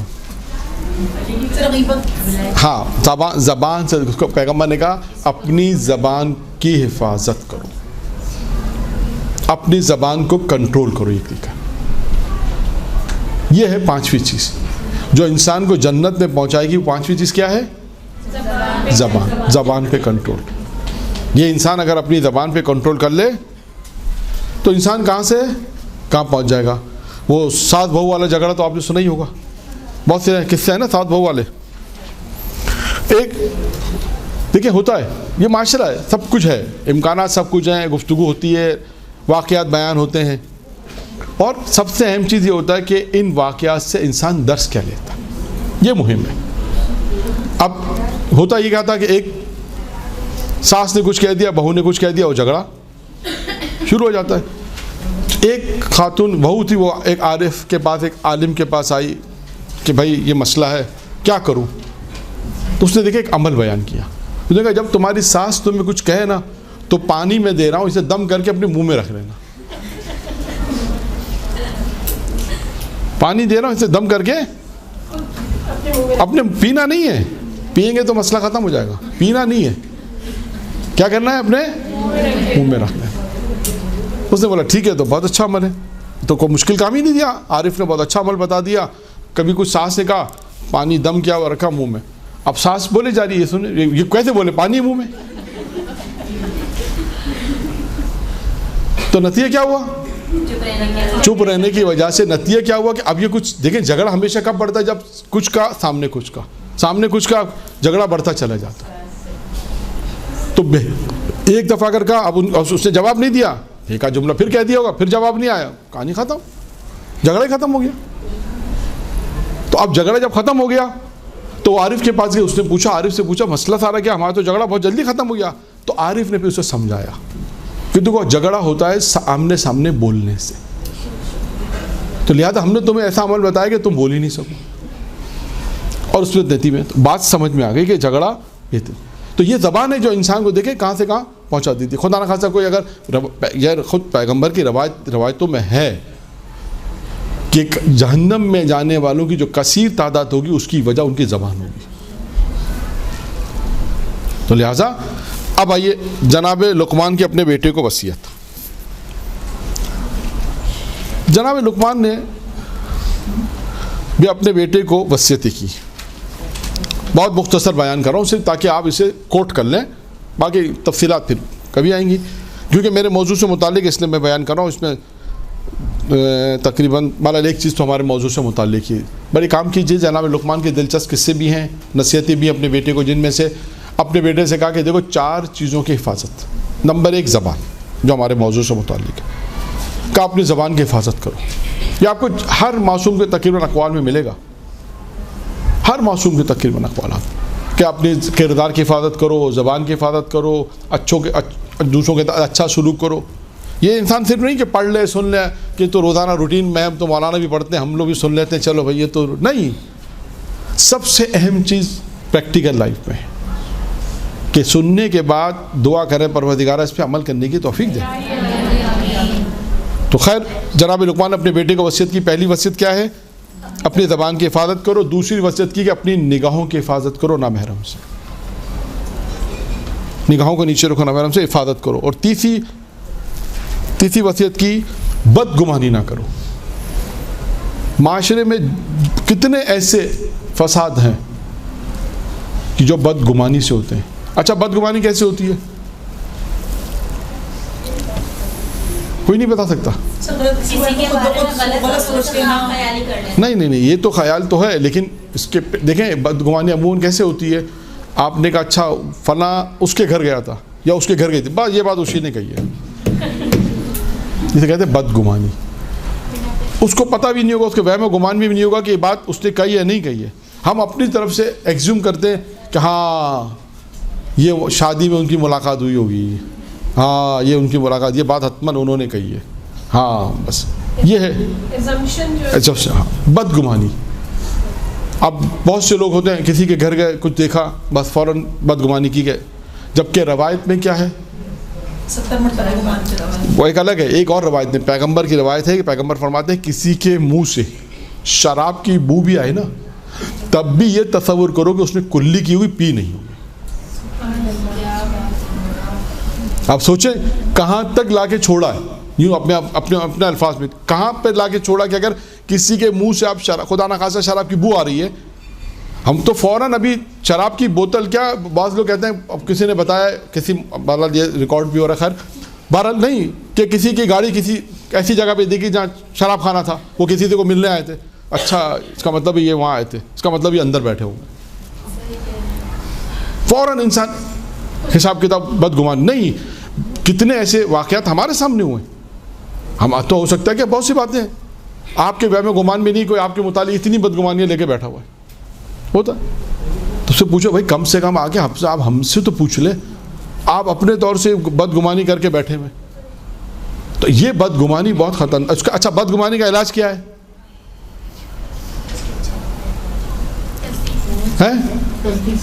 نہیں, بدگمانی کا علاج ہے بدگمانی نہ کی جائے. یہ اس کا علاج ہے. حسن ظن رکھے, اچھا ظن رکھے, بدگمانی نہ کرے, کسی کے خلاف کوئی بات ذہن میں آ رہی نہیں. یہ ہوتا ہے بہت معاشرے میں, پریکٹیکل لائف میں بہت زیادہ ہے. میں اس کی مثالیں مزید نہیں دے رہا, 2-4 مثالیں میں نے دے دی, ورنہ خود ایک تقریر ہو جائے بدگمانی کے اوپر. اور اسی سے معاشرہ خراب ہوتا ہے. بدگمانیاں پیدا ہوتی ہیں, مس انڈرسٹینڈنگ ہوتی ہے, انسان ایک دوسرے کے دل میں خدا نہ خاصا اچھا ایک آدمی کے لیے سوچتا ہے, پھر برا خیال آ جاتا ہے کہ نہیں اچھا اتنے تو ایسا کیا, جبکہ اس کو پتہ بھی نہیں ہے. تو لہٰذا یہ ایک ایسی چیز ہے کہ انسان بدگمانی نہ کرے. جناب لقمان نے اپنے بیٹے سے کہا کہ بدگمانی مت کرو, اس سے ظن رکھو. اور چوتھی اور آخری چیز جناب لقمان نے اپنے بیٹے سے کہی کہ اپنے شکم کو حرام سے بچا, اپنے شکم کو حرام سے بچا. تو کتنی چیز یہ ہو گئی؟ 4 چیزیں ہو گئی. جناب لقمان نے اپنے بیٹے کو وصیتیں کی, جو ہمارے موضوع سے متعلق ایک زبان تھا, لہذا باقی چیزیں بھی میں نے آپ کے سامنے نقل کر دی کہ یہ وہ چیزیں ہیں کہ جو انسان کو جنت میں پہنچاتی ہیں. 7-8 چیزیں میں نے بیان کر دی, اور انشاءاللہ پھر کبھی موقع ملے گا تو وہ چیزیں بھی کہ جنت مشتاق کے عمل کی. اس میں ایک عمل ہے بھوکے کو کھانا کھلانا, اس میں سے ایک عمل یہ. ایک سوال ہے سر, بھوکے کو کھانا کھلانے سے عموماً یہی خیال آتا ہے کہ کسی باہر والے کے لیے کچھ انتظام کیا جائے, تو جو گھر میں خواتین رہ کے گھر والوں کے لیے کھانا وغیرہ پکا رہی ہیں وہ بھی تو بھوکوں کے لیے انتظام کر رہی ہیں. نہیں, ڈیپینڈ کرتا ہے کون سا, بھوک لگنے پہ انتظام کر رہی ہیں. نہیں ڈیپینڈ کرتا ہے کہ نہیں یہاں مراد دیکھیں, ڈیپینڈ کرتا ہے یہاں مراد گھر والی خواتین سے کیا مراد ہے؟ آپ کام کرنے والی مراد ہے؟ نہیں, یہاں پہ مراد انفاق ہے. یہاں پہ مراد وہ کھانا کھلانا نہیں ہے, وہ تو کسی. ہاں پوچھو, سوال پوچھو, کوئی مسئلہ. کام کرنے جاتی ہیں خواتین, گھروں میں کھانا پکاتی ہیں, وہ بھی تو اپنے گھر والوں کے لیے انتظام کر رہی ہیں نا کھانے کا. ہاں ٹھیک ہے, کما رہی ہیں, کما کے لے جا رہی ہیں, اس حوالے سے نہیں ابھی تک میں سوال نہیں سمجھا آپ کا. خواتین باہر نکلتی ہیں, ٹھیک ہے, بعض اوقات گھروں میں کھانا بناتی ہیں, ٹھیک ہے, اب وہ اپنے گھر سے باہر نکلی ہیں تاکہ اپنے گھر والوں کے لیے کھانے. وہ نوکری وہ الگ ہے, وہ نوکری کر رہی ہیں, وہ الگ ہے. دیکھیں وہ الگ ہے, دیکھیں وہ نوکری میں آئے گا. وہ بھی اگر کسی بھوکے کو کھانا کھلائیں گی تو ان کا نیک شمار ہوگا. فیملی ممبر کے ہاں دیکھیں میں آپ کو اب سوال سمجھا. میں آپ کا سوال یہ ہے کہ وہ خواتین جو گھروں میں کھانا بناتی ہیں وہ اس کی اجرت لیتی ہیں, کھانا بنانے کی وہ اجرت لیتی ہیں. اور کھانا بنانے کی اجرت یہاں مراد یہ نہیں ہے میری بحث. ہماری بحث ہے جیسے ہم کسی فقیر کو کھانا کھلاتے ہیں. آپ بہت سے ایسے گھرانے ہیں, اس کو اور آسان کروں کہ آپ جہاں جانتی ہیں کہ ان کے گھر میں کھانا مشکل سے آتا ہے تو آپ نے راشن کا انتظام کر دیا, یہ مراد ہے کہ بھوکے کو کھانا کھلاتے ہیں. یا کہیں بھی آپ گئے, آپ نے کہا کہ کسی مسجد کے باہر کچھ لوگ بھوکے, اگر آپ کے لیے ممکن نہیں ہے ان کو روزانہ کھانا پہنچانا, آپ نے کوئی کینٹین والے سے کہا, کسی سے کہا بھائی ان کو روزانہ کھانا دے دینا, پیسے آپ مجھ سے لے لینا. آپ نے اس کے لیے کھانا بنوا دیا 1 مہینے کا. 10 قسم کے طریقے کار ہے. روزانہ آپ کے لیے ممکن نہیں ہے وہاں جانا. بہت سی ایسی جگہیں جہاں آپ کی روز جا کے اس کو کھانا کھلانا, یا آپ بیٹھے ہیں, لوگ دیکھتے رہیں گے کیا ہو رہا ہے, مشکل ہے. تو اس کے طریقے کار ہیں. آپ اس کا جب آپ نے دیکھا کہ قریب میں کون کینٹین والا ہے, 10 طریقے مثال کے طور بہت دو جگہ پہ ہوٹل ہے. آپ بہت سے, میں جگہ نہیں بتا رہا ورنہ بہت سی جگہ ہیں کہ جہاں ہوٹلس میں وہ کہتے ہیں کہ بھائی 20 فقیر کو کھانا ہماری طرف سے کھلا دو, 50 فقیر کو کھانا ہمارے. اب وہ وہاں کھانے ہوتے ہیں بیچارے وہ افراد جن کو روزانہ کھانا میسر نہیں ہوتا, وہ بیچارے وہاں بیٹھے ہوتے ہیں, جو انتظار کر رہے ہوتے ہیں کوئی ایسا آدمی آئے جو ہمارے کھانے کا انتظام کرے. یہ مراد ہے کہ بھوکے کو کھانا کھلانے سے مراد یہ ہے. یہ نہیں ہے کہ جو انہوں نے ایک سوچا کہ جو وہ خواتین جو گھروں میں جا کے کھانا بناتی ہیں وہ مراد نہیں ہے. کیا؟ ہاں نہیں وہ تو مجبور, ہاں تو وہ تو ان کا ذاتی مسئلہ ہے نا. ہاں تو یہ دیکھیں سوال صحیح ہے, آپ کا سوال برحق ہے کہ ٹھیک ہے, لیکن اب یہ دو جیسا میاں بیوی ہیں, شوہر کو کمانا ہے, اچھا شوہر نہیں کما رہا, کیا کریں گے؟ پڑھی لکھی ہوگی تو باہر جاب کرے گی, پڑھی لکھی نہیں ہے بیچاری تو یہی کام کرے گی. گھروں میں 1 گھر سے 2 گھر میں 3 گھر میں کھانا بنائے گی کہ کہیں کتنے بجے کھانا بنا رہی ہے وہ, تاکہ اپنے بچوں کا پیٹ پالے. کیا کر سکتا ہے؟ اگر شوہر نہیں کما رہا تو وہ کیا کرے؟ اس کے لیے تو ایک مجبوری ہے. ٹھیک, تو اس کے لیے ایک مجبوری ہے. نہیں تو آپ کا سوال جواب تو دے دیا. نہیں جواب آپ کو ملا یا نہیں ملا؟ سر آپ کو ہوٹل بتا دیں جو آپ کہہ رہے ہیں نا ہوٹل وغیرہ ہوں. ہاں وہ بھی آپ کو بتا دوں گا. نہیں ان کو کھانے نہیں جانا ہوگا, دینے جانا ہوگا. سر کچھ ایسے گھرانے بھی ہیں جو سید فیملیز ہوتی ہیں لیکن مرد ایسے ہوتے ہیں بالکل ہٹ. ہاں اب وہ نہ خاتون میں کوئی کام نہیں کرنا جانتی, نہ وہ پڑھی لکھی ہیں, نہ ان کو یہ گھر جا کے وہ بس گھر میں بیٹھی ہیں, کبھی کوئی بھائی نے دے دیا کوئی بہن, تو ایسی فیملی کی مدد کرنا کر سکتے ہیں. ہاں دیکھیں جبکہ پتہ ہے کہ وہ گھر کا مرد اپنے بچوں کے لیے بس کبھی لے آیا کبھی نہیں لے آیا, اسے پتہ ہے کہ سب دے دیں گے, ہیلپ کر دیں گے. اب یہ دیکھیں وہ نہیں کمانا ہے اس کا مسئلہ ہے, لیکن ہمارا فرض ہے کہ اگر اس میں وہاں بھوکے ہیں تو ہم ان کو کھانا کھلا دیں. ہمارا فرض صرف اتنا بنے گا. اب ہم اگر کسی کے اچھے ہیں کہ اس کو مرد کو سمجھائے, بلائے, بٹھائے کہ بھائی تم کماؤ, کھلاؤ, پلاؤ, اگر وہ سمجھ جائے تو فبیا تو بہت اچھی بات ہے. ٹھیک ہے چلو ایک آدمی کو یہ بھی ایک نیک کام کیا آپ نے کسی آدمی کو روزگار فراہم کر دیا, یہ بھی اسی میں آئے گا, نیک کاموں میں آئے گا کہ آپ نے ایک نیک کام کیا اور اس کو جو ہے وہ ایک نیک کام کیا اور اس کو جو آپ نے دے دیا, تو یہ بھی اسی میں شمار ہو جائے گا. لیکن اگر کوئی ایسا گھرانہ ہے کہ جہاں آپ کو یہ پتہ ہے کہ اس کا شوہر کام نہیں کر رہا, بیوی بیچاری پڑھی لکھی, کام نہیں کرتے پلس ساس جیسے ان کی ہے تو وہ بھی کرتی ہے کہ نہیں ہم بھی گھر میں ہم بھی اپنی کھلانا, جی اس طرح کی بھی خواتین ہیں کیا مزید ان شوہر کی والدہ بھی بیٹھی ہوتی ہے کہ ہمیں بھی لا کے آپ نے کھلانا ہے, ہمارا بیٹا نہیں کرتا. تو ایک اسٹیپ اور, یہ تو ایک اسٹیپ اور آگے بڑھ گئے. میں کب منع کر رہا ہوں, یہ ایسے ہیں واقعات, صحیح کہہ رہے ہیں, یہ پریکٹیکل لائف میں ہے ایسا. یہ تو ہمارے معاشرے کی سسٹم آؤٹ ہے جسے ہم کہتے ہیں. یہ تو سسٹم خراب ہے کہ وہ اپنے بیٹے کو نہیں سمجھا رہی بلکہ کہہ رہی کہ ہاں تو بلا رہی ہے تو ہم مجھے بھی کھلا. تو یہ سسٹم کی خرابی ہے نا, یا ان کی خرابی ہے, ان کی سسٹم کی بھی خرابی کہہ سکتے ہیں, ان کی نااہلی کہہ سکتے ہیں, اور جو آپ چاہے اردو کے الفاظ استعمال کریں وہ کہہ سکتے ہیں. وہ کیا کرے بیچارے. اچھا اب وہ خاتون تو بیچاری پریشان ہے, کیوں؟ اس کو اپنے بچے پالنے, صرف بچوں کے خاطر کہ بچے ہیں, یہ اب وہ یا تو کما رہی ہے یا نہیں کما رہی, تو کوئی نہ کوئی لا کے ان کو دے رہا ہے, تو بیچاری اپنی زندگی بسر کر رہی ہے. اب وہ کیا کر سکتی ہیں؟ معاشرے میں ہے سب چیزیں پریکٹیکل میں ہیں. اب یہی ہے کہ ہمارا اصل فرض کیا بنتا ہے, ہم ہیلپ کرتے ہیں, نیکی کرتے ہیں, بس نیکی کرتے. جہاں انسان پہنچ دیکھیں اللہ تعالیٰ آپ سے اتنا پوچھے گا جتنا آپ کے امکانات میں ہے. ثواب زیادہ بڑھ جائے گا, پلس اپنے گھر والوں کے لیے کما رہی ہے, پلس وہ جن کا نہیں ہے ان کا بھی. ہاں بالکل ثواب ملے گا, ہاں بالکل ثواب ملے گا. اپنے لیے بھی کر رہی ہے, اپنی زحمت کر رہی ہے, جبکہ اس کا کام نہیں ہے, کر رہی ہے, ثواب بھی ہے, اور اس کے بعد شوہر کو بھی کھلا رہی ہے, شوہر کو بھی کھلا رہی ہے, بچوں کو کھلا رہی ہے, اور بقول ان کے ساس کو بھی کھلا رہی ہے. ہاں میں کب منع کر رہا ہوں, اور ایسا زیادہ ہے, زیادہ سے مراد ہے پریکٹیکل ہے کہ یہ سب معاشرے میں پرابلمس ہیں. اور ہمارا دیکھیں آپ سب لوگوں کا بالآخر ایک فرض بنتا ہے, یہ اتنے سال آپ یہاں پڑھنے کے بعد جا کے معاشرے میں امر معروف نہی منکر کی شرائط کے ساتھ کام کرنا ہے. یہ جو آپ نے درس سنا آج, پہلے بھی ماشاءاللہ درس سنتے رہتے ہیں یہاں پہ, 4-5 سال جتنے بھی سال آپ کا کورس ہے, اور اس کے بعد آپ نے پریکٹس جا کے پریکٹیکلی طور پہ. اور یہ نہیں کہ ایک دفعہ, آج ایک اور پرابلم بھی معاشرے میں ہے, نہیں معاشرے میں ایک اور پرابلم کیا چل رہا ہے کہ اب جو ساس ہیں وہ کیوں ظلم کرتی ہیں, کہ ہم پہ بھی تو ظلم ہوا ہے. یہ غلط سوچ, فکر غلط ہے. بس یہی ہو رہا ہے, یہی ہو رہا ہے نا, کہ ہمارے زمانے میں ایسا ہوتا تھا, آج بھی ایسا ہوگا. ابھی میں بہت سے پریکٹیکل باتیں بھی بہت سی باتیں ہمارے ساتھ کیونکہ ڈسکس ہوتی ہیں, بہت سی باتیں ہوتی ہیں, لہٰذا میں ابھی اس کو نہیں بیان کر رہا, ورنہ یہ سب ہے. لہٰذا اب ہمارا فرض کیا یہ ہے کہ ہم جائیں, جب جہاں بیٹھے وہ ان کو سمجھائیں, دین بتائیں, قانون بتائیں, اسلام بتائیں. یہ نہیں کہ آپ پر خدا نخواستہ چلیں, آپ کا زمانہ ایسا تھا 40-50 سال پہلے آپ پہ ہوا, تو اب یہ کیا ضروری کہ آپ بھی اپنی بہو پہ ایسا ظلم کرو, یہ کوئی ضروری نہیں خدا نخواستہ. بلکہ آپ اس کو سمجھائیں, ٹھیک ہے وہ زمانہ تھا, لوگوں کو نہیں معلوم تھا, آپ پر ہو گیا, اللہ تعالیٰ ان کی بخشش کرے, آپ کی ہدایت کرے. آپ کیوں اپنے قانون قوانین ایسے بناتے ہیں؟ ہم تو عجیب قانون سنتے ہیں, عجیب قوانین لوگوں نے اپنے گھروں میں بنائے ہوئے ہیں. اسلام کے قانون تو میں نے نہیں سنے بھی تھا. اماں ابا دادا نہ جانے کہاں کے قانون, ہمارے پر دادا کا قانون تھا کہ ایسے بہو یہی کرے گی. بہت سے ایسے قانون قوانین سنے. اسلام کا قانون قوانین نہیں ہے کہ بھائی اسلام کیا کہتا ہے, پیغمبر کی سیرت کیا کہتی ہے, جناب زہرا کی سیرت کیا کہتی ہے, دین کیا کہتا ہے, ائمہ علیہ السلام کی سیرت کیا کہتی ہے, وہ کہیں نظر نہیں آتا. جی کس کو؟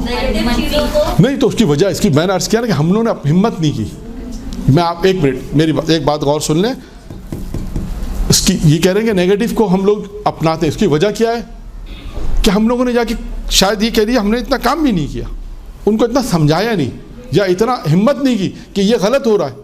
بٹ ٹھیک ہے ظلم ہو رہا ہے, ہم نے کہا ہم پہ بھی ہو جائے گا, ٹھیک ہے اور بھی ہو جائے گا, کیا کر سکتے ہیں. اچھا پھر کیا ہم کر سکتے ہیں؟ نہیں, کچھ نہیں کر سکتے. بہرحال اب بہت بات لمبی ہو جائے گی. شوہر کا اس میں کردار ہوتا ہے, شوہر کا اہم ترین کردار نہیں, شوہر کا اہم ترین کردار ہے. اس کے بعد پورے سسٹم میں نظام میں یہی ہوگا. ہاں بالکل صحیح کہہ رہے. لیکن یہ دیکھیں بات صحیح ہے, آپ کی بات صحیح ہے. آپ دین سکھانے جائیں گے تو جواب کیا ملے گا؟ ہمیں دین سکھا رہے ہیں. تو ان کو کہنا پڑے گا کہ ہاں آپ کو دین سکھا رہے ہیں. اور آپ جب یہ کہیں گے تو سامنے سے کیا جواب آئے گا معلوم ہے آپ کو؟ یہ بس زبان ہو گئی.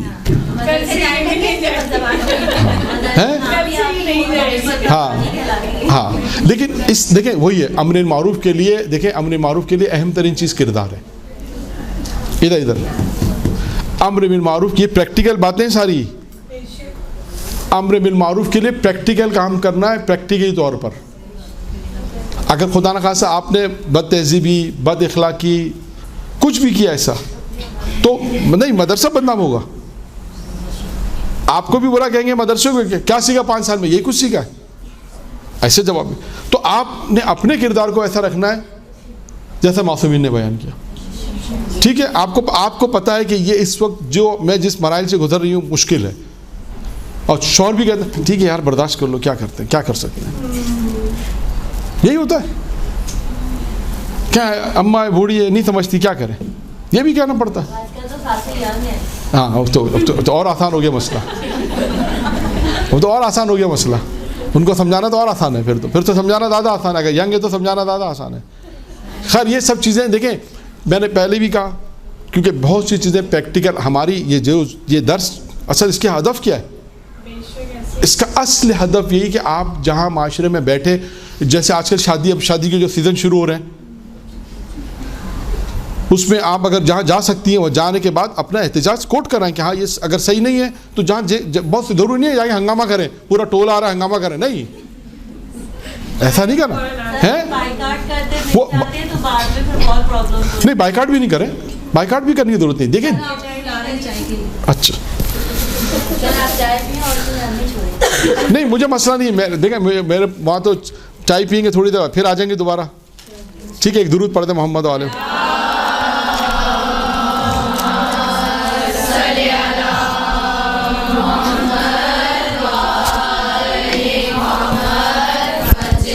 اعوذ باللہ من الشیطان الرجیم. بسم اللہ الرحمن الرحیم. الحمد للہ رب العالمین ثم الصلاۃ والسلام سیدنا و نبینا و مولانا بالقاسم محمد.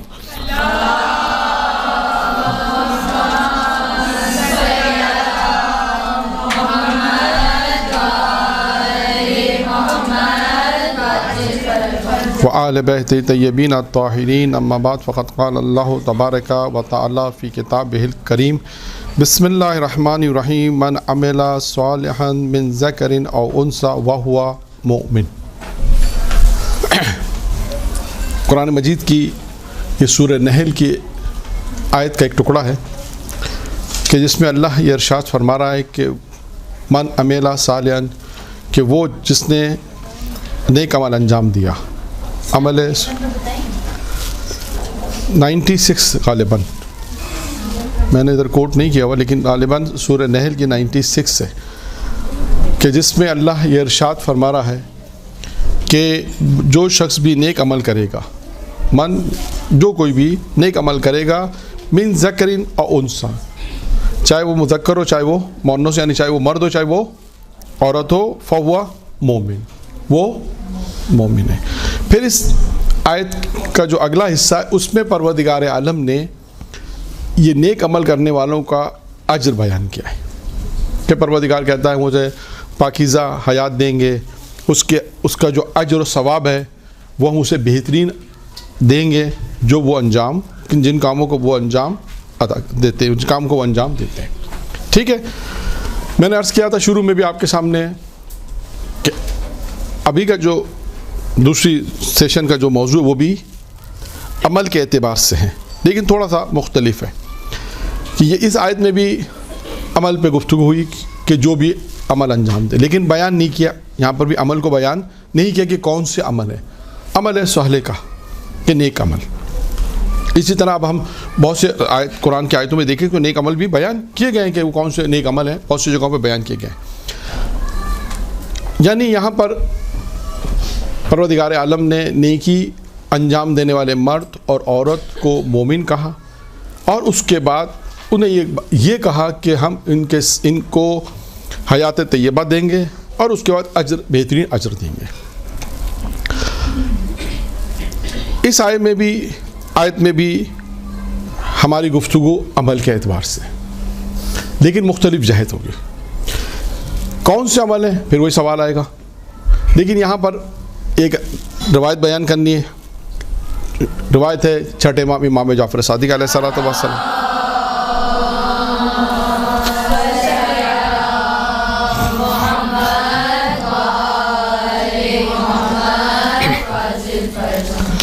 امام علیہ السلام سے جو پوچھے گئے اس کے سوال کے جوابات ہیں۔ سوال کہہ لیجئے یا امام نے کچھ چیزیں بیان کی، لیکن اس سے پہلے ایک چھوٹا سا مقدمہ کہ دیکھیے ہم اپنی زندگی میں وہ لوگ کہ جنہوں نے زندگی گزار دی 40 سال 50 سال 60 سال 70 سال، وہ افراد چاہے وہ خواتین میں بھی ہوں چاہے وہ مرد میں ہوں، اپنی زندگی کے کچھ تجربات بیان کرتے ہیں۔ کیا کہتے ہیں کہ ہم نے 60 سال زندگی گزار دی، 70 سال زندگی گزار دی، ہم تمہیں کچھ باتیں بتانا چاہتے ہیں۔ یہ 60 سال 70 سال گزارنے کے بعد بتاتے ہیں۔ اسی طرح آپ تھوڑا اور آگے جائیں، مہاراجی کی زندگی آپ لوگ سنتے رہتے ہیں، آیت اللہ کی زندگی اب تو بہت زیادہ چھپ گئی ہیں، آپ ان کے حالات دیکھیں۔ یعنی کہ آیت اللہ کی زندگی 90 سال تھی، 70 سال 80 سال۔ جب ان سے انٹرویو لیتے ہیں تو وہ کہتے ہیں کہ نئے طالب علم کو اگر بننا ہے، اگر موافق زندگی گزارنی ہے تو ان چیزوں پہ عمل کرو۔ کب بتاتے ہیں؟ 80 سال گزرنے کے بعد۔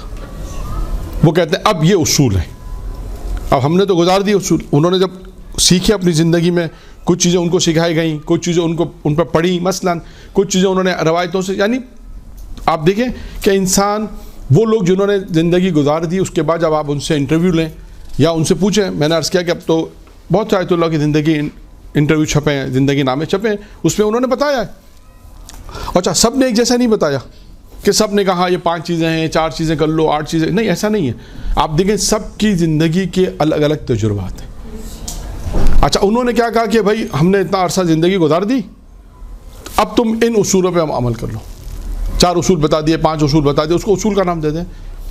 لیکن اہل بیت علیہ السلام کیا کہتے ہیں؟ اگر آپ چوتھے امام سے اگر 20 سال کی عمر میں پوچھیں گے تو وہ وہی بتائیں گے جو 60 سال گزرنے کے بعد ہو۔ یہ نہیں کہیں گے میں 60 سال گزرنے کے بعد بتاؤں گا۔ یہ فرق ہے ائمہ میں۔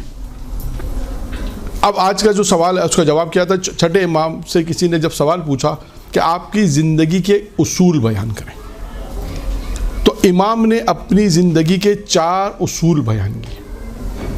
تو آج کا جو یہ دوسرا درس ہے، اس کا موضوع ہے زندگی گزارنے کے 4 اصول چھٹے امام کی زندگی کی، چھٹے امام کی نگاہ میں۔ اب امام نے جب سوال پوچھا کہ آپ کی زندگی کے اصول کیا ہیں زندگی گزارنے کے، تو اب دیکھیں امام نے پہلا اصول کیا بیان کیا۔ امام نے پہلا اصول بیان یہ کہا کہ جب میں نے یہ جان لیا، کیا کہا؟ جب میں نے، آواز کم آ رہی ہے، مجھے پتہ چلے نا کہ سو کون رہا جا کون رہا ہے، ٹائم بھی ایسا ہو رہا سونے والا۔ تو میں نے جب، یہ چھٹے امام کہتے ہیں جب میں نے، پہلا اصول کیا ہے کہ جب میں نے یہ جان لیا کہ میرا عمل مجھے ہی کرنا ہے، میرا عمل کوئی اور انجام نہیں دے گا۔ یعنی کیا مطلب ہے کہ انسان اپنے عمل کرنے میں کوتاہی کیوں کرے؟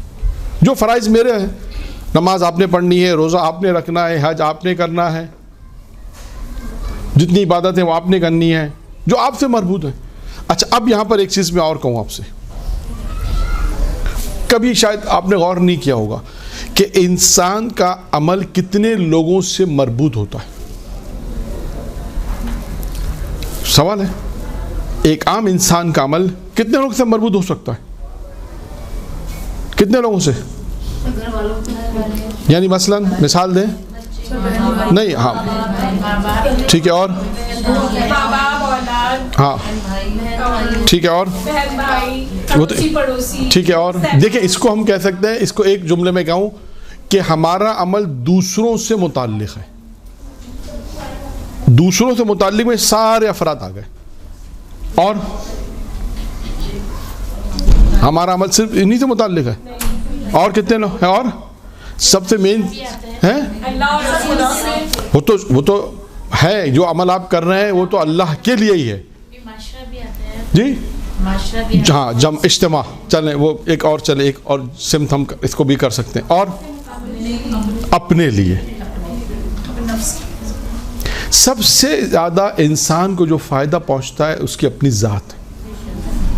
یہ ذہن میں رکھیے گا کہ انسان جو عمل کرتا ہے دنیا میں, ابھی آپ لوگوں نے ایک جہت بیان کی, ایک جہت انہوں نے بیان, دو جہتیں, چلیں ایک جہت انہوں نے بیان کی, تین جہتیں آپ لوگوں نے, 3 پوائنٹس یا 3 جہت کہہ سکتے, 2 جہت آپ لوگوں نے اور بیان نہیں کی.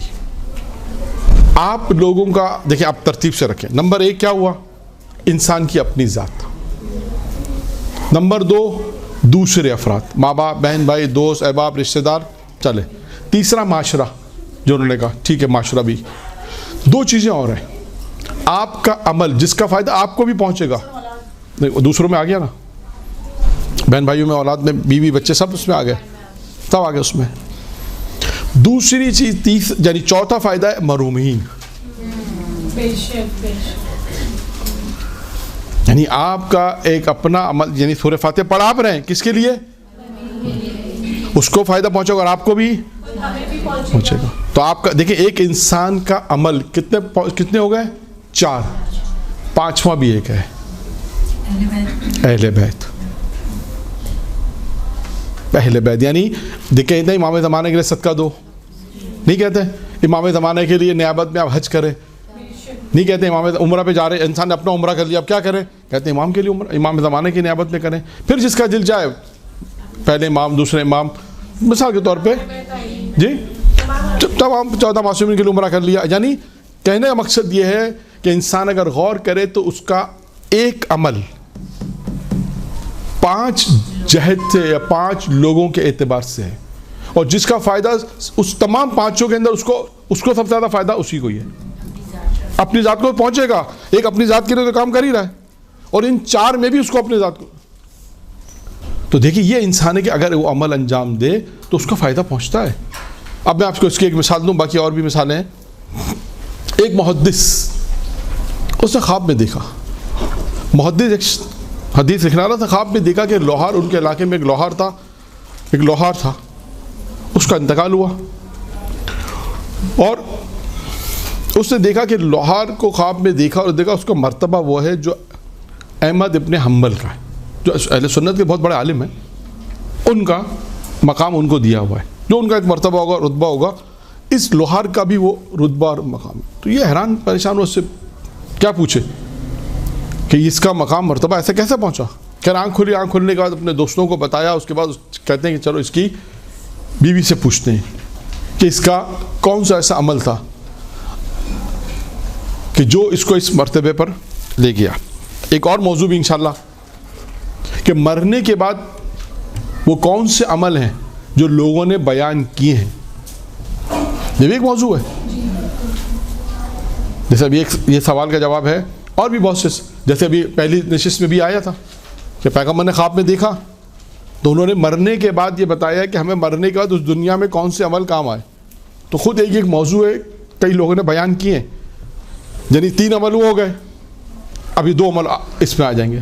تو اس طرح ایک موضوع کہ جو لوگ دنیا سے رخصت ہو گئے, خواب میں آئے, یا ان کی بیوی نے بتایا کہ یہ زندگی میں یہ کام کرتے تھے مثلا. یہ بہت سے ایسی چیزیں ہیں کہ جو مرنے کے بعد جو لوگ خواب میں, اور انہوں نے کہا کہ مرنے کا ہمیں یہ فائدہ پہنچا ہے.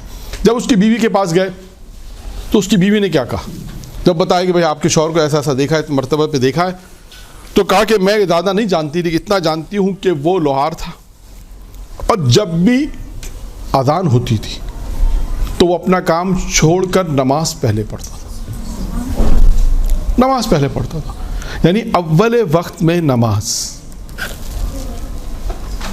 یہ اس کا فائدہ ہے کہ دیکھیں مرنے کے بعد اس کو اچھے مراتب، اچھا مقام ملا. اور کہا دوسرا جو عمل تھا وہ یہ تھا کہ اس نے کہا کہ ہم لوگ غریب لوگ تھے، ہمارے پاس اتنا پیسہ نہیں تھا، میرا شوہر کماتا تھا، ہم غریب لوگ تھے، چھوٹا سا مکان تھا، ہم چھت پہ سویا کرتے تھے. کہ ہمارا پڑوس میں جو احمد ابن حنبل ایک سنی عالم سے بڑے، وہ بہت اچھی تلاوت کرتے تھے، اور میرا شوہر ہمیشہ یہ خواہش کرتا تھا کہ کاش میں بھی اس کی طرح تلاوت کرتا. میرے پاس اتنا وقت نہیں ہے کہ میں اس میں وقت صرف کروں، اس لیے کہ میں اگر یہاں کام کرنے جاؤں گا تو کھاؤں گا کیسے. تو لہٰذا میرے شوہر کی ہمیشہ سے خواہش رہی کہ میں ان کی طرح تلاوت کروں. تو کہا کہ یہ ہو سکتا ہے کہ یہ عمل بھی ہو کہ یہ خواہش پیدا کرنا کہ کاش ہم یہ اچھا عمل کر سکتے. اب آپ سوچیں کہ اللہ اس خواہش پر یہ اتنا اجر دے رہا ہے، تو جو عمل انسان تلاوت قرآن کرے تو کتنا ثواب ہوگا، کتنا اس کا مرتبہ ہوگا، کتنا اس کا مقام ہوگا. تو یہ عمل بھی ہے جو مرنے کے بعد انسان کو کام آتا ہے. تو پہلا عمل جو چوتھے امام نے بیان کیا، انسان کا اپنا عمل ہے، انسان کا اپنا عمل ہے. اور میں نے آپ کے سامنے ایک مختصر سی توضیح دی کہ آپ دیکھیں یہ 5 جہت سے انسان کا عمل، اور ان 5 جہتوں میں انسان کو فائدہ انسان کو ہی پہنچ رہا ہے. تو لہٰذا تبھی کہا جاتا ہے کہ انسان اپنے لیے کام کرے. دیکھیں اللہ کے لیے کر رہا ہے، اس میں نیت تو اللہ ہے، نماز اللہ کے لیے ہوگی، روزہ اللہ کے لیے ہوگا، عبادت اللہ کے لیے ہوگی، لیکن اس کا فائدہ کہاں پہنچے گا؟ انسان کو خود اپنے ذات سے فائدہ پہنچے گا. اچھا اب آئیے عمل کے اعتبار سے ایک روایت اور. یہ روایت بھی پیغمبر اسلام حضرت محمد مصطفیٰ صلی اللہ علیہ وآلہ وسلم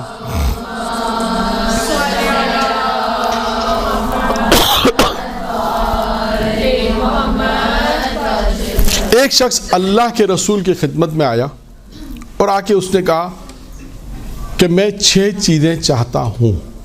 کتنی چیزیں؟ 6 چیزیں. تو اللہ کے رسول نے 6 چیزوں کے ذریعے سے اسے جواب دیا. اب سوال یہ کہ وہ کیا 6 چیزیں ہیں، وہ کیا چاہتا ہے، وہ 6 عمل کیا ہے، وہ جو چاہتا ہے 6 عمل، اور وہ کیا 6 جواب ہے چیزیں تھیں جو اللہ کے رسول نے ان کو جواب میں بیان کی. نمبر ایک اس نے کہا، اللہ کے رسول سے کہا میں یہ چاہتا ہوں کہ اللہ مجھ سے محبت کرے. اچھا اب یہ جو سوالات میں کر رہا ہوں یا اس نے کیے جو آپ کے سامنے میں تو پیش کر رہا ہوں، یہ وہ سوالات ہیں کہ جو ہر شخص چاہتا ہے. کوئی آپ میں سے ایسا نہیں چاہے گا کہ اللہ اس سے محبت نہ کرے. آپ پوچھیں، ہر شخص یہ چاہے گا کہ اللہ اس سے محبت کرے، اور وہ بھی اللہ سے، وہ تو اللہ سے محبت کرتا ہی ہے.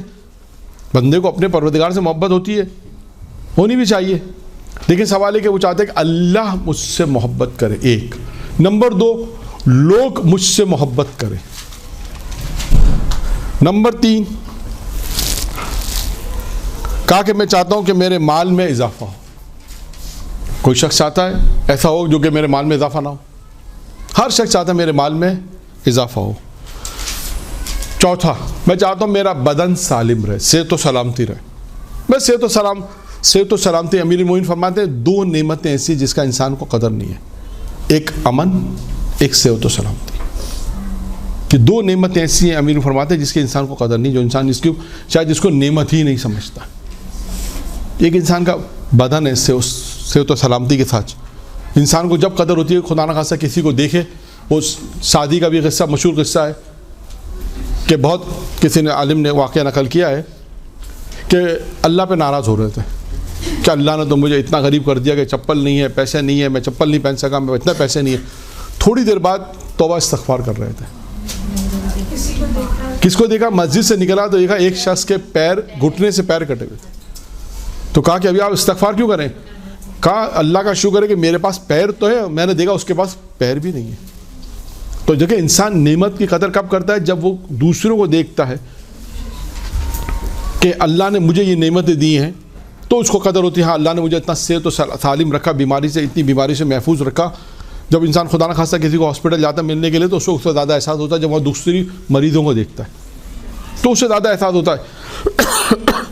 کہ اللہ کا شکر ہے کہ اللہ نے ہمیں صحت و سلام. دیکھیں یہ صحت سلامتی جو انسان چاہتا ہے, اور بالخصوص ہم لوگ کی جو فیلڈ ہے تبلیغات کی, اس میں تو زیادہ صحت و سلامتی چاہیے تاکہ ہم تبلیغ زیادہ کر سکیں, پیغام زیادہ پہنچا سکیں, خدمت زیادہ کر سکیں. تبھی دعا یہی کرتے ہیں. وہ عالم کا قصہ بھی شاید پتہ نہیں میں نے بیان کیا تھا نہیں, کہ ایک عالم جب دنیا سے جا رہے تھے تو ان سے کسی نے پوچھا کہ آپ نے اپنی زندگی میں کوئی مکروہ کام کیا ہے؟ تو انہوں نے کیا جواب دیا؟ مکروہ تو چھوڑو, میں نے مباح کام بھی نہیں کیا. تو سارے پریشان ہو گئے, کہیں گے مباح کام نہیں کیا, اٹھنا بیٹھنا کھانا پینا یہ سب مباح تو ہے, یہ تو آپ نے ساری زندگی کیا ہے. یہ کہاں کیا ہے؟ کہا اللہ کے لیے کیا ہے. کہا جب اللہ کے لیے جاتا ہے تو وہ جب مستحب, کہا یہ کھانا اس لیے کھایا کہ اللہ مجھے طاقت دے میں دین کی خدمت کروں, تو یہ کھانا کھانا مستحب ہو گیا, مستحب ثواب ہو گیا. تو اللہ کے لیے جب ہو جائے گا تو وہ مستحب بن جائے گا, جب مستحب بن جائے گا تو مباح سے ہٹ جائے گا. دیکھیے یہ میں نے کہا نا کہ آپ اگر مراجع کی مجتہدین کی زندگی کو مطالعہ کریں گے تو اس میں بہت سے پیغامات ملیں گے کہ کس طرح انسان اپنی زندگی کو آگے تک پہنچائے. خیر, بات تھی چوتھی چیز, بدن سالم رہے. پانچویں چیز اسے کہا اللہ کے رسول میں یہ چاہتا ہوں کہ میری عمر طولانی ہو, زندہ رہنا چاہتا ہوں, لمبی عمر. سب سے آپ پوچھیں, سب سے پوچھیں گے, سب چاہتے ہیں, سب کیا چاہتے ہیں؟ لمبی عمر طولانی چاہتے ہیں. کیونکہ ابھی آپ نے کبھی کسی سے یہ پوچھا نہیں کہ تمہارا مرنے کا پروگرام کب ہے؟ ناراض ہو جائیں گے نا. کیوں ناراض ہو جائیں گے؟ پسند نہیں کرتا, کوئی مرنا کیوں پسند نہیں کرتا؟ نہیں, عملی طور سے تیار ہونے والے, دیکھیں یہ ایک الگ بحث ہے, لیکن میں اس کا یہ ایک الگ جواب ہے. یہ ایک الگ جواب, یہ روایتوں میں یہ جواب آئے ہیں, لیکن ایک ہمارے استاد نے جو جواب دیا تھا وہ دوسرا جواب تھا کہ فطرت انسان میں زندہ رہنا ہے. انسان کی فطرت میں وہ زندہ رہنا چاہتا. اب 80-90 سال جو شخص چارپائی پہ بھی ہے اسے معلوم ہے میں اتر نہیں سکتا ہوں, اس سے پوچھا اب کب مرنے کا پروگرام ہے, وہ کیا کہے گا؟ کوئی پروگرام, پتہ ہے کہ میں اس چارپائی سے اتر نہیں سکتا ہوں لیکن زندہ رہنا چاہتا ہے. کیوں؟ فطرت. اچھا آپ ان لوگوں سے بھی پوچھیں, ہمارے استاد نے ایک مثال دی کہ جو ساری زندگی میں ابھی مشکلات ہیں, مطلب روزگار نہیں ہے, پریشانی ہے, اور بہت ساری مشکلات ہیں. جیسے ابھی مثال دے رہے تھے, چلیں ان کی مثال لے لیں, یا معاشرے کی مثال ہے, بیوی تنگ کر رہی ہے, بچے تنگ کر رہے ہیں, مثال ہے. معاشرہ ایسا ہے کہ انسان کہتے ہیں کہ اتنی ساری پریشانی, جو بھی پریشانی چلے آپ تصور کر لیں, ساری پریشانی تصور ہونے کے بعد بھی اگر اس سے پوچھے آپ مرنا چاہتے ہو, کہا نہیں, پھر بھی مرنے پر راضی نہیں ہے. اس لیے کہ انسان فطری طور پر زندہ رہنا چاہتا ہے. یہ معصوم, یہ روایت میں جوابات آئے ہیں کہ انسان اس لیے کہ انسان اس جگہ پر آمادہ نہیں ہے جانے کے لیے, اس نے وہ محل گھر وغیرہ نہیں بنائے. لیکن وہی والی بات ہے کہ انسان جتنا بھی بنا لے تب بھی شاید آمادہ نہیں ہوگا. خیر, ایک ضمنی بات آ گئی. انسان پیغمبر سے کہا میں چاہتا ہوں میری عمر, اور آخری چیز کہا کہ میں چاہتا ہوں کہ میں آپ کے ساتھ محشور ہوں. کس کے ساتھ محشور ہونا چاہتے ہیں؟ آپ کے ساتھ محشور ہونا. ابھی اس میں قصہ اور ہے, پھر کبھی موقع پہ بیان کریں گے کہ بوڑھی عورت جوان کیسے ہوئی. نہیں ابھی نہیں, ابھی وقت بھی کم ہے, باتیں اور کرنی ہے, اس لیے یہاں سے آئے گا پیغمبر کے ساتھ محشور ہونے کی وجہ سے وہ بات کہاں سے کہیں چلی گئی. خیر, اس سوال کا جواب تو دے دیں ورنہ یہ روایت رہ جائے گی پھر. تو آئیے, پیغمبر نے جب اس نے پیغمبر سے کہا میں یہ 6 چیزیں چاہتا ہوں, تو پیغمبر اسلام نے کہا, کیونکہ ہماری گفتگو بھی عمل میں, دیکھیں ابھی کوشش میں کروں گا کہ ٹائم ہونے تک 4 اصول میں بیان کر دوں, ٹھیک ہے, تاکہ ایک بارہ جو ایک, ویسے تو سارے اصول امام نے بیان کیا اور سب پہ گفتگو ہو سکتی ہے, لیکن پہلا یہ گفتگو, پہلا عمل جو تھا اس پہ ہماری گفتگو ہے, وہ ہے عمل. پہلا اصول کہ عمل ہے انسانی زندگی میں. اب یہ 6 عمل اس نے چاہے. اللہ کے رسول نے کہا سن, اب تو نے سوال کیے ہیں تو اب تو سن, تو چاہتا ہے, اگر تو یہ چاہتا ہے کہ اللہ تجھ سے محبت کرے تو اللہ کا تقوی اختیار کر لے. ایک فارمولہ بہت ہی مختصر, اور تقوی کی مختصر تعریف, جو مختصر تعریف تمام واجبات کی ادائیگی، تمام حرام سے اپنے آپ کو بچانا، بس یہ تقویٰ کی مختصر تعریف ہے. ورنہ دیگر تعریف بھی آئی ہے. امیر المومنین کے بعد ایک شخص آیا، اس نے کیا سوال پوچھا، خیر ورنہ یہ روایت رہ جائے گی. تو پہلے سوال کا جواب کیا ہے؟ اگر تو چاہتا ہے کہ اللہ تجھ سے محبت کرے تو کیا کر؟ تقویٰ. تقویٰ کی مختصر تعریف کیا ہے؟ واجبات کو ادا کریے، محرمات سے بچیں. بس اب یہاں پر بھی ہم اور آپ معاشرے میں جب جائیں تو ایک اور کام کریں. کیا کام ہے وہ؟ کہ لوگوں کو واجبات بتائیں، محرمات بتائیں. ہمارے یہاں معاشرے میں سب سے ایک جو مشکل کام ہے یا مشکلات ہیں یوں کہہ لیجئے، وہ کیا ہے کہ معاشرے میں یہی نہیں معلوم کہ حرام کیا ہے، یہی نہیں معلوم کہ واجب کیا ہے. تو کیسے، جب ان کو واجب کا ہی نہیں معلوم تو عمل کیسے کریں گے؟ محرمات کا ہی نہیں معلوم تو کیسے بچیں گے؟ اب میں آپ کو ایک دو مثالیں دے دوں اس کو. اکثر بچوں سے میں نے پوچھا، گفتگو ہوئی، کہتے ہیں ماں باپ کا حکم ماننا واجب ہے اور اللہ کا حکم ماننا بھی واجب ہے. اب سوال ہے، اگر مثال ہے کہ ایک لڑکی، ایک ماں اپنی ایک بیٹی سے کہے کہ بے حجاب جاؤ، تو کیا یہ حکم ماننا واجب ہے؟ کیوں؟ ہاں. اب یہ اتنی مختصر سی چھوٹی سی بات ہے، نہیں معلوم. یہ کہتا ہے ماں باپ نے حکم دیا بھائی یہ کام کرنا ہے، ماں باپ کا حکم ہے. یہ نہیں معلوم کہ یہ ماں باپ کو وہ حکم ماننا واجب ہے جو اللہ کے حکم سے نہ ٹکرائے. بہت چھوٹی سی بات ہے، لیکن معاشرے میں آپ دیکھیں بہت سی، میں نے تو پوچھا نہیں ملا جواب. اسی طرح روزگار کی مثال لے لیجئے. کتنے ایسے لوگ ہیں جو حرام روزگار کہتے ہیں اللہ نے یہ روزی ہے ہماری، اس کو پتہ ہی نہیں کہ یہ روزی جو حرام ہے اسے اللہ نے روزی کہا ہی نہیں ہے. روزی وہ ہے جسے اللہ نے حلال کیا ہے، وہ روزی شمار ہوتی ہے، وہ روزی حساب ہوتی ہے جو اللہ نے اسے کہا ہے کہ یہ حلال روزی، اسے روزی شمار ہوتی ہے، حساب ہوتا ہے.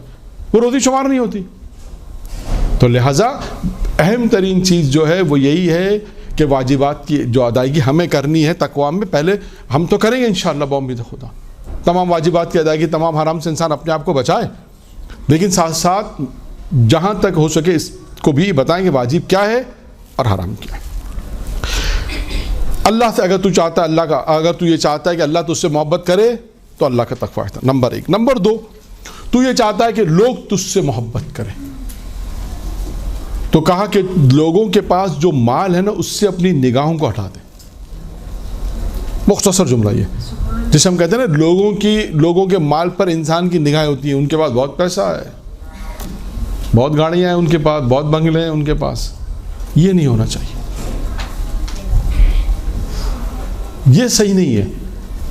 کیسے آپ خدا نخواستہ کسی کے مال پر نگاہ رکھیں اور وہ آپ سے کیسے محبت کرے گا؟ پیغمبر نے کہا کہ اگر تو چاہتا ہے لوگ تجھ سے محبت کریں تو لوگوں کے پاس جو مال ہے اس پہ اس سے اپنی نگاہیں ہٹا لو. مختصر یہی ہے. نمبر 3، اگر تو چاہتا ہے تیرے مال میں اضافہ ہو تو کیا کر؟ زکوٰۃ دے. کوئی صدقے کی قسم ہے زکوٰۃ. چوتھی چیز میں صدقہ آ رہا ہے، یہ بھی ایک صدقے کی قسم ہے زکوٰۃ. اگر تمہارے مال میں زکوٰۃ واجب ہے تو انسان زکوٰۃ ادا کرے. پھر تو چاہتا ہے تیرا بدن سالم رہے، صحت و سلامتی چاہتا ہے تو صدقہ کر. صدقے کے لیے بہت سے فوائد ہیں. دن میں اگر صدقہ دیں تو فوائد، دن میں اگر آپ صدقہ کریں تو اس کے فوائد اور ہیں، رات کے فوائد اور ہیں. رات کے فوائد میں کہ رات کو انسان اگر جو صدقہ دے اس سے خدا کا غضب ٹھنڈا ہوتا ہے. چھٹے امام کا قصہ ہے، چھٹے امام جعفر صادق علیہ الصلوۃ والسلام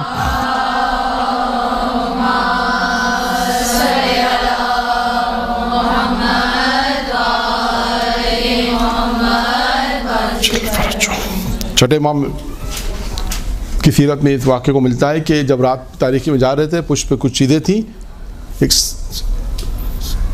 راوی نے دیکھا، بیان کرتا ہے کہ میں دیکھا چھٹے امام کی پشت پہ کچھ ہے اور اس میں سے کچھ گرا. تو امام نے کہا کہ پروردگارہ اس روٹی کو مجھے پلٹا دے. تو صحابی نے وہ ہاتھ میں دی. پھر مولا آپ کہاں جا رہے ہیں؟ تو امام نے کہا میرے ساتھ چلو. ایک قبیلے میں لے گئے، دیکھا کہ ایک میدان میں لوگ سو رہے، امام ایک ایک کے آگے سرانے ایک ایک روٹی رکھ رہے ہیں. تو انہوں نے کہا مولا ان کے اگر یہ تو آپ کو چاہنے والے نہیں ہیں، آپ کو امام بھی نہیں مانتے. امام نے کہا اگر یہ مجھے امام مانتے تو میں ان کے ساتھ نمک بھی رکھ دیتا. یعنی جو امام کو امام نہیں مانتا تھا اس کے باوجود امام ان کی اس طرح سے انفاق اور مدد کر رہے ہیں، یہ صدقہ ہے۔ پھر امام نے وہاں پر یہ روایت جو میں نے آپ کو ایک روایت کا ایک ٹکڑا بیان کیا، اس روایت میں امام نے فرمایا کہ اگر اللہ کی رات کی تاریکی میں اگر صدقہ دیں تو یہ اللہ کے غضب کو ٹھنڈا کرتا ہے، قیامت میں جو باس پرسی ہوگی، قیامت میں جو پوچھا جائے گا، حساب و کتاب کو آسان کرتا ہے۔ تو رات میں صدقہ دیں تو اس کے ثواب الگ ہے، اور دن میں اگر صدقہ دیں تو اس کے ثواب الگ ہے۔ نہیں ضروری نہیں ہے، صدقے بھی قسمیں، ابھی وقت نہیں ہے ورنہ میں بیان کرتا۔ جی 5 میں چھٹا سامان مل جائے گا۔ ہاں وہی میں عرض کر رہا ہوں کہ انشاءاللہ پھر وہ بیان کر دوں گا۔ صدقے کی بھی اپنی قسمیں، کسی سے بھی ایک مختصر جواب دے دوں کہ کسی کو اچھا مشورہ دینا بھی صدقہ ہے، بس اس سے اندازہ کر لیں کہ صدقہ کتنا وسیع ہے۔ صدقے کی قسمیں ہیں اور صدقے کی آگے قسمیں ہیں، ٹھیک ہے۔ چوتھی چیز ہوگی۔ پانچویں چیز کیا ہے؟ اگر تو چاہتا ہے کہ تیری عمر طولانی ہو تو کیا کر؟ صلہ رحمی کر۔ یہ بھی معاشرے کا بہت اہم مسئلہ ہے۔ آج اتفاق کی بات ہے کہ ساری باتیں پریکٹیکل آ رہی ہیں، ساری باتیں پریکٹیکل یہ ساری، اور اس کو پریکٹیکل کریں گے تو فائدہ ہوگا، تو ہی فائدہ ہے۔ صلہ رحمی وہ ان چیزوں میں سے ہے کہ روایت ہے کہ 6 چیزیں اللہ کو پسند ہیں، ان میں 2 قدم ہیں۔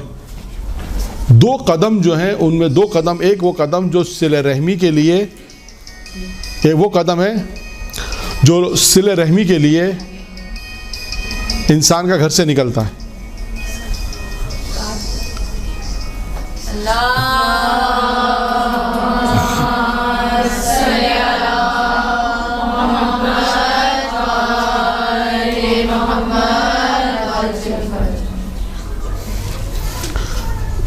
صلہ رحمی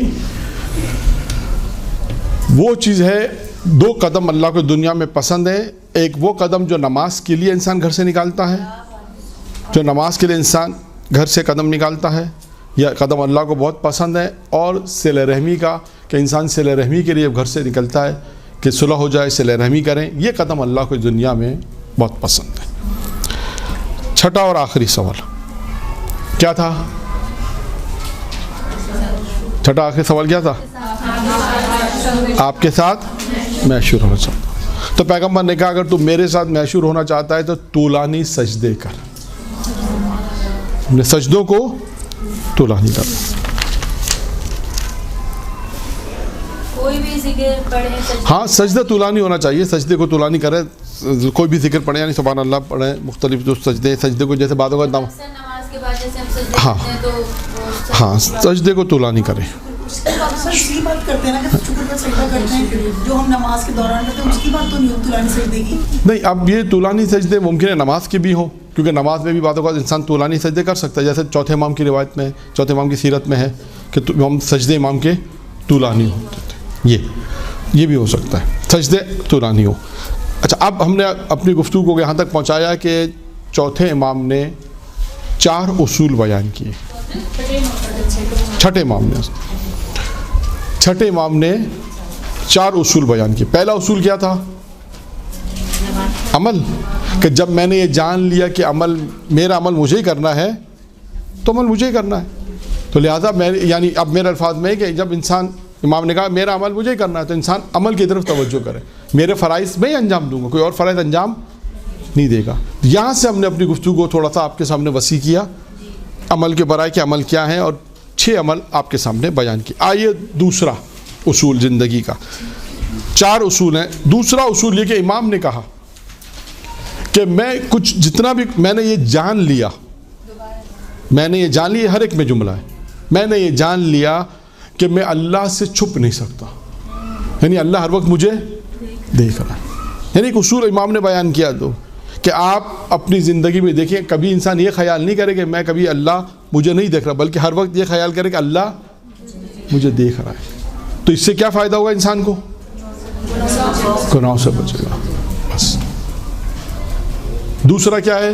امام کہتے جب میں نے جان لیا کہ اللہ مجھے دیکھ رہا ہے اور میں اللہ سے چھپ نہیں سکتا، یہ دوسرا ہے۔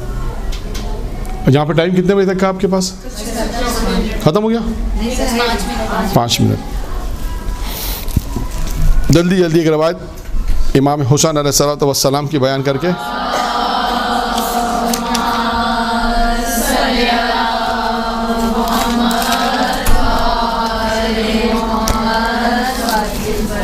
کہ جس میں امام نے یہ ارشاد فرمایا کہ ایک شخص امام کے پاس آیا اور کہنے لگا مولا مجھ سے گناہ نہیں چھوٹتا، مجھ سے گناہ نہیں چھوٹتا، یعنی میری عادت ہو گئی ہے گناہ کرنے کی. آج بھی آپ دیکھیں گناہ میں لذت محسوس کرتے ہیں. ہاں لذت محسوس کرتا ہے، نہیں وہ تو ٹھیک ہے، لیکن مجھ سے گناہ چھوٹتا نہیں ہے. میں چاہتا ہوں گناہ چھوڑ دوں تو کیا کام انجام دوں، وہ کون سے چیزیں انجام دوں کہ گناہ چھوٹ جائے. گناہ مجھ سے نہیں چھوٹتا. امام نے کہا تو 5 کام کر لے. کتنے کام؟ 5 کام کر لے پھر گناہ کر لے.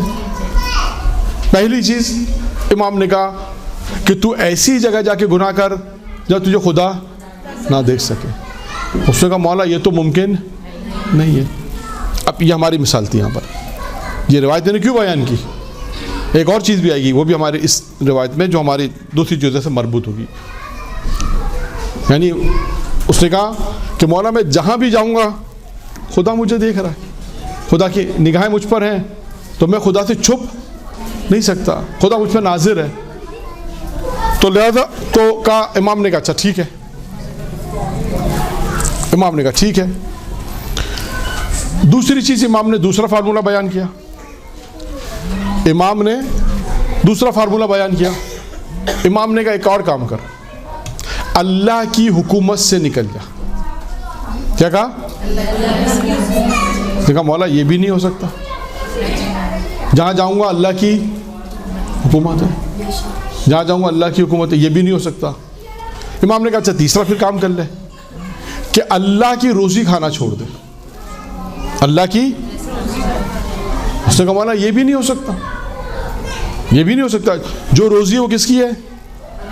اللہ کی. امام نے کہا اللہ کا رزق کھانا چھوڑ دے، اللہ کی روزی کھانا چھوڑ دے، اللہ جو روزی دے کھانا. کہا مولا یہ بھی نہیں ہو سکتا.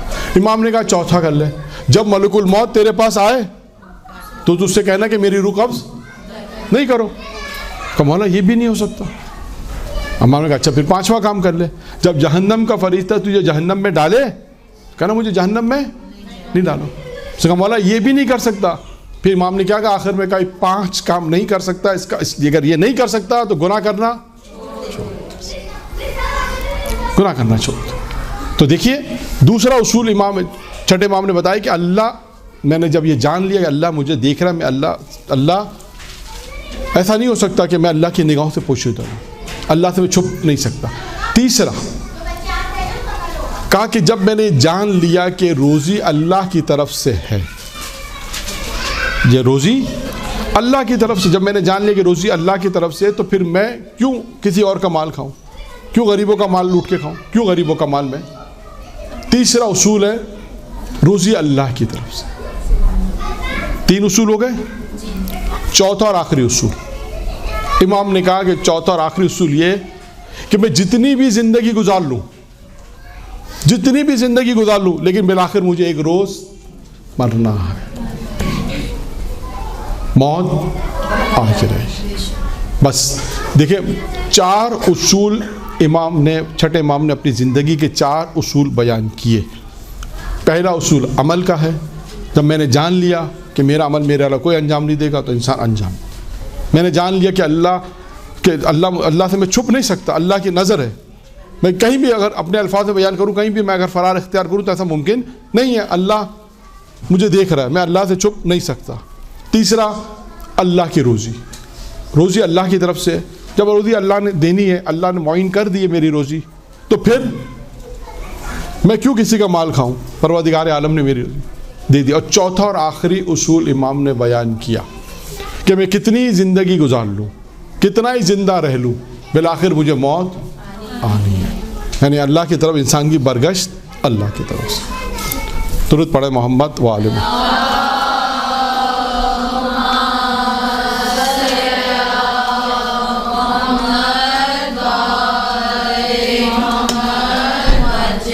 وآخر دعوانا الحمدللہ رب العالمین.